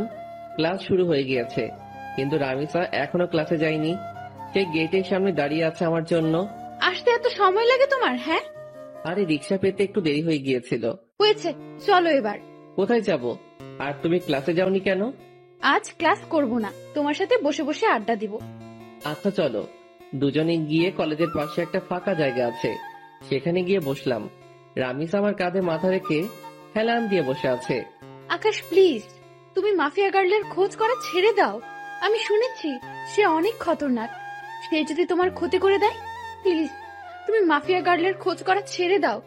আর তাছাড়া সে তো দেশের ভালোর জন্যই সব করছে, বলো। রামিসার কথা শুনে হাসবো না কাঁদবো সেটা বুঝে উঠতে পারছি না। তবে রামিসার কথা শুনে আরো সিউরিটি পেয়ে গেলাম যে মাফিয়া গার্লকে। কারণ যেই মেয়ে মাফিয়া গার্লের টপিক বাদ দিতে চাইতো সব সময়, সে আজ খুঁটে খুঁটে মাফিয়া গার্লের প্রসঙ্গ উঠাচ্ছে। রামিসার সমস্যা কোথায় সেটা আমার বুঝতে বাকি নেই। আর তাছাড়া মাফিয়া গার্লকে তো আমি খুঁজে বের করে ফেলেছি। সে এখন আমার কাঁধে মাথা রেখে শুয়ে আছে। রামিসা হয়তো ভাবছে মাফিয়া গার্লকে, সেটা জানতে এখন আমার বাকি আছে। আমি যে মাফিয়া গার্লকে ধরে ফেলেছি সেটা সে এখনো বুঝতে পারেনি। সে ভেবেছে ফেক কাউকে ধরেছি আমি, না হয়তো তাকেই ধরতাম। আর আমি তখন ইচ্ছে করেই ফোন করে মাফিয়া গার্লের কথা তুলেছি, যাতে করে রামিসা রিয়াকশন করে। আর রামিসা সেটাই করলো। এই আকাশ, কি ভাবছো? হ্যাঁ, আমি তোমায় এতটা সময় কি বললাম? হ্যাঁ, শুনছি তো। প্লিজ তুমি মাফিয়া গার্লের খোঁজ করা ছেড়ে দাও। তাকে খোঁজ করতে গেলে তুমিই মারা পড়বে। সে একটা খতরনাক ব্র্যান্ড। রামিসা তুমি টেনশন নিও না, আমি মাফিয়া গার্লের আর খোঁজ করব না। মনে মনে বললাম, খোঁজ তো পেয়ে গেছি, আর হাসির রহস্য কি সেটা তো আমি না জানি। এই তো আমার বাবুন, তোমাকে। আচ্ছা একটা কথা, তখন যে তুমি আমাকে বললে যে তুমি মাফিয়া গার্লকে ধরে ফেলেছো, তুমি কি সত্যিই ধরেছো তাকে? আরে রামিসা, তুমি কি পাগল? হ্যাঁ, মাফিয়া গার্লের মতন খাতারনাক খিলাড়িকে আমি কি করে ধরবো? যেখানে তাকে সারা দেশের প্রশাসন মিলে ধরতে পারিনি, সেখানে তাকে আমি ধরবো? হ্যাঁ, আমি তো মজা করেছি। আকাশ, তুমি না অনেক দুষ্টু হয়ে গেছো। সে আজ নতুন না, আজ থেকেই দুষ্টু আমি। আমার কথা শুনে রামিসা ফিক করে হেসে দিল। রামিসার চেহারার 12টা বেজেছিল এতটা সময়, কিন্তু এখন হুট করেই আমার কথা শুনে তার চেহারায় হাসি রেখা ফুটে উঠেছে। কারণ সে ভেবেছে সত্যি হয়তো মাফিয়া গার্লকে, সেটা আমি জেনে গেছি। কিন্তু এখন আমার কথা শুনে বুঝেছে যে আমি মজা করেছি। তবে সত্যিটা কিন্তু ভিন্ন। মাফিয়া গালের তালাশ আমি পেয়ে গেছি। দেখো আবারও চুপচাপ হয়ে গেছে ছেলেটা। এই তোমার কি হয় হ্যাঁ মাঝে মাঝে? আরে না, তেমন কিছু না। তেমন কিছু না হলেই ভালো। আচ্ছা আকাশ, একটা কথা বলো তো, আমাদের ফিউচার নিয়ে কিছু ভেবেছো তুমি? হ্যাঁ, অনেক কিছু ভেবেছি আমি। পড়ালেখা শেষ হলেই আমরা বিয়ে করে নিব। Love you Akash. Love you too Ishita. এই কি বললা তুমি? না না, কিছু না। ঈশিতা নামটা শুনতেই রামিসা চমকে উঠল। সরি রামিসা, আসলে ভুল করে অন্য নাম বের হয়েছে মুখ দিয়ে। ও আচ্ছা, চলো এবার উঠি আমরা, অনেকটা সময় তো বসলাম। হ্যাঁ চলো। তারপর সেখান থেকে উঠে দুজন দুজনের বাসায় চলে এলাম। কিন্তু একটা জিনিস আমার এখনো চোখে বাড়ি খাচ্ছে। যখনই ঈশিতা নামটা বলেছি তখনই রামিসার চোখ কপালে উঠে গিয়েছিল, আর তার পরক্ষণে সে চলে যাওয়ার জন্য পাড়াপাড়ি শুরু করে দেয়। রামিসার হতাশাগ্রস্ত চেহারায় কিন্তু আমাকে পুরোপুরি ক্লিয়ার করে দেয় তার ভয়ঙ্কর ডার্কনেস সম্পর্কে। কিন্তু আমি এখন কোনো ধরনের হাঙ্গামাই করব না, কারণ আমি আরো ভালো করে জাস্টিফাই করব রামিসার সম্পর্কে, কেন সে এই পথে নেমেছে আর কি বা তার উদ্দেশ্য। সাথে সাথে নিলয়কে ফোন দিলাম। নিলয়, আমি কি বলি মন দিয়ে শোন। হ্যাঁ ভাই বলেন। শোন, আমি মাফিয়া গালকে ধরে ফেলেছি। কি ভাই, আপনি সত্যি ধরে ফেলেছেন? হ্যাঁ, আমি মাফিয়া গালকে ধরে ফেলেছি, তাই তোকে ফোন দিয়েছি। শোন, তোকে একটা কাজ করতে হবে এখন। কি কাজ ভাই? মাফিয়া গালের কিছু ডিটেলস তোকে আমি দিচ্ছি, তুই সেই অনুযায়ী তার সম্পর্কে তালাশ করে বের করবি যে সে কেন এই পথে নেমেছে। আচ্ছা ভাই। কিন্তু শোন, এই কথা যেন কারোর কানে না যায়, বিষয়টা যেন তোর আর আমার মাঝে থাকে। ওকে ভাই। নিলয়কে রামিসার হালকা পাতলা কিছু তথ্য দিলাম, যাতে করে সে রামিসার সম্পর্কে খোঁজ বের করতে পারে। এদিকে আমিও খোঁজ চালাচ্ছি রামিসাকে নিয়ে। এভাবে 2-3টা দিন কেটে গেল। 4 দিনের মাথায় নিলয় আমাকে ফোন দেয়। ভাই ভয়ঙ্কর কিছু তথ্য হাতে এসেছে। কি তথ্য? ভাই মাফিয়া গালের একটা ছোট ভাই ছিল, যার নাম ছিল রাফসান। আপনি কি তাকে চেনেন বা জানেন? তখনই ঈশিতার ছোট ভাইয়ের কথা মনে পড়লো, যার নামও ছিল রাফসান। কলেজ লাইফে যখন ঈশিতার সাথে চলাফেরা ছিল, তখন সে রাফসানকেও মাঝে মাঝে কলেজে নিয়ে আসতো ঘোরার জন্য। আবার মাঝে মাঝে কোনো জায়গায় ঘুরতে গেলেও তাকে সাথে নিয়ে যেত। আমার জন্মদিনে যখন রামিসাকে ইনভাইট করি, তখন রামিসা তার ছোট ভাই রাফসানকে সাথে করে নিয়ে এসেছিল। তাকে আমি বেশ ভালো করে চিনি। হ্যাঁ নিলয়, চিনি। কিন্তু কেন বলতো? ভাই রাফসান নাকি এই শহরের কোনো একটা কলেজে পড়াশোনা করত। একদিন সে কলেজে শেষ করে বাড়ি ফেরার সময় তার বাসার নিচে কয়েকটা ছেলেকে মাদক কেনাবেচা করতে দেখে। তখন সে পুলিশকে খবর দিয়ে তাদেরকে ধরিয়ে দেয়। ছেলেগুলো নাকি রাফিদের ছেলে ছিল। তাই রাফিদের জেদ উঠে যায় রাফসানের ওপরে। তাই সে থানার ওসিকে টাকা খাটিয়ে উল্টো মাদক দ্রব্য দিয়ে রাফসানকে ধরিয়ে দেয়। শুধু তাই নয়, রাফসানকে পুরো গুম করে ফেলার জন্য কন্টাক্ট হয় ওসির সাথে। ওসি তাই করে, সে রাফসানকে জঙ্গলে নিয়ে গিয়ে ব্রাশ ফায়ার করে মেরে ফেলে। আর মাফিয়া গাল যেই ওসিকে মারে বিভৎসভাবে, ওই ওসি সেই ওসি যে রাফসানাকে মেরেছিল। মাফিয়া গাল হয়তো তার ভাইয়ের প্রতিশোধ নেওয়ার জন্য এমন পন্থা অবলম্বন করেছে। নিলয়ের কথা শুনে বুকের ভিতর দাউ দাউ করে আগুন জ্বলতে শুরু করলো। তাহলে তো মাফিয়া গার্ল যা করছে সবটাই ঠিক করছে। আচ্ছা ঠিক আছে নিলয়, এবার ফোন রাখলাম। ফোনটা রেখে দিয়ে চুপচাপ বসে আছি। মাথার রক পুরো চটে গেছে নিলয়ের কথা শুনে। না, আজকের পর রামিসাকে আমি আড়াল থেকে পুরোপুরি সাপোর্ট করব, কারণ ভাই মরেছে, সেই কষ্ট তারই হয়েছে। কেউ তার কষ্টের ভাগ নেয়নি, তাই তো সে এমন ভয়ঙ্কর রূপ ধারণ করেছে। রামিসা, তুমি যা করেছো একদম ঠিকই করেছো। আজকের পর আমি আকাশ বেঁচে থাকতে দেখবো তোমার গায়ে কে হাত দেয়। সব কয়টার হাত আমি শরীর থেকে আলাদা করে ফেলবো। গা পুরো শিরশির করে কাঁপছে। না, গিয়ে গোসল করে আসি। তাড়াতাড়ি ওয়ার্কশপে ঢুকে পড়লাম। অনেকটা সময় পর গোসলখানা থেকে বের হলাম। মাথায় ইচ্ছে মতন পানি ঢেলেছি, কারণ রক্ত চটে গিয়েছিল মাথায়, তাই নিজেকে শান্ত করেছি। ফ্রেশ হয়ে এসে খেয়ে নিলাম। খেয়ে দিয়ে টিভিটা চালিয়ে দিলাম। ফ্রেশ হয়ে টিভি দেখছি, তখন একটা নিউজ চোখের সামনে ভেসে উঠলো। ডিবি পুলিশের প্রধান জিডি সে মাফিয়া গাল সম্পর্কে বক্তব্য দিচ্ছে। মাফিয়া গালের কোডিং দিয়ে আমরা তার তথ্য বের করে নিয়েছি। আগামী 24 ঘন্টার মধ্যে আমরা তাকে ধরে এনে হাজতে ভরবো। নিউজটা শুনে ভিতরে ছ্যাদ করে উঠলো।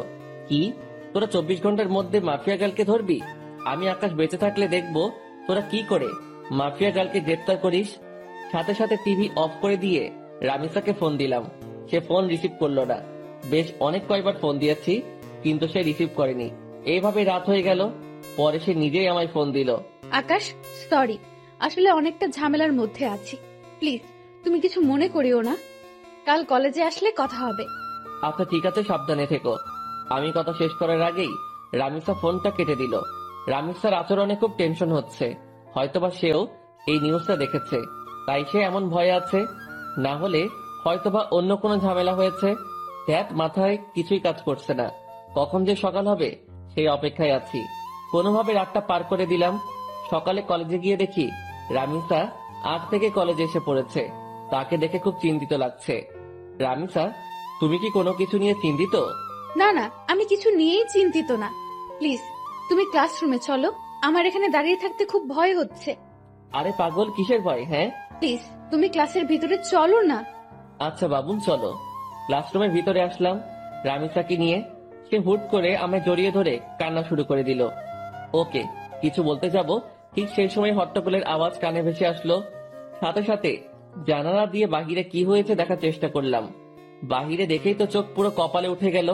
বাহিরে 20-25টা পুলিশের গাড়ি। গাড়ি থেকে নেমে সবাই বন্দুক হাতে একদিকেই এগিয়ে আসছে। আস্তে আস্তে রামিসার খোঁজ করছে পুলিশগুলো। সবাই আমাদের ক্লাসরুমের দিকে আঙুল দেখিয়ে দিল। রামিসা, তুমি কোনো ভয় পেও না, আমি আছি। আকাশ, ওরা আমায় নিয়ে যাবে। ওরা আমায় আর কোনোদিন তোমার সাথে দেখা করতে দেবে না। ওরা আমায় থানায় নিয়ে গিয়ে মেরে ফেলবে। রামিসা, কেউ তোমার কিচ্ছু করতে পারবে না। তুমি প্লিজ শান্ত হও। আকাশ প্লিজ, তুমি আমায় ক্ষমা করে দাও। আমি হয়তো তোমার সাথে জীবনের শেষ সময় অবধি পার করতে পারবো না। রামিসা, চুপ হতে বলেছি ধমক দিয়ে। চলো তুমি আমার সাথে বাহিরে, দেখি তোমার গায়ে কে হাত দেয়। তারপর রামিসাকে নিয়ে বাহিরে চলে গেলাম। সবাই তাকিয়ে তাকিয়ে দৃশ্য দেখছে। পুরো কলেজ হতভম্ব হয়ে আছে এতগুলো পুলিশ দেখে। পুলিশ রামিসাকে দেখে ওকে গ্রেফতার করতে ছুটে আসে। এই তোরা কেউ আমার রামিসার গায়ে হাত দিবি না। তখনই পুলিশের অফিসার একজন বলে ওঠে, কি তোরও শ্বশুর বাড়ি যাওয়ার ইচ্ছে হচ্ছে মনে হয়? এই অফিসার, আমার শ্বশুর বাড়ি যাওয়ার ইচ্ছে নেই, বরং তোর মরার পাকনা গজিয়েছে। সাহস থাকলে ওর গায়ে হাত দিয়ে দেখা। আমার মুখে ধারালো কথা শুনে সমস্ত পুলিশ আমার দিকে গুলি তাক করে ধরে। বেটা, দেখি খুব বড় বড় কথা বলছিস। শোন, বেশি উড়াউড়ি ভালো না। আমি যদি একবার বলি তাহলে সবাই গুলির বুলেটগুলো তোর পেটের মধ্যে পুড়ে দিবে আর তুই ঝাঁঝরা হয়ে যাবি। আসলে রে ভাই, এই ঘুষখোরের বাচ্চা, কান খুলে শুনে রাখ। এখানে তো কিছু সংখ্যক পুলিশ মাত্র, তোরা সারা শহরের সবকটা পুলিশ মিলেও যদি একত্রে হয়ে আসিস, তাও তোরা এই আকাশের বালো ফালাইতে পারবি না। কারণ তোদের সামনে যে দাঁড়িয়ে আছে সে সাদা সিধা একটা ছেলে আকাশ, কিন্তু তার ভিতরে ভয়ঙ্কর যেই হায়নাটা লুকিয়ে আছে তার নাম হচ্ছে আগুন। আকাশের মুখে আগুন নামটা শুনে পুলিশের অফিসার ভয়ে কয়েক কদম পিছনে চলে যায়। আর আকাশের পাশে যে পুলিশগুলো ছিল তারা দৌড়ে আকাশের পাশ থেকে সরে যায়।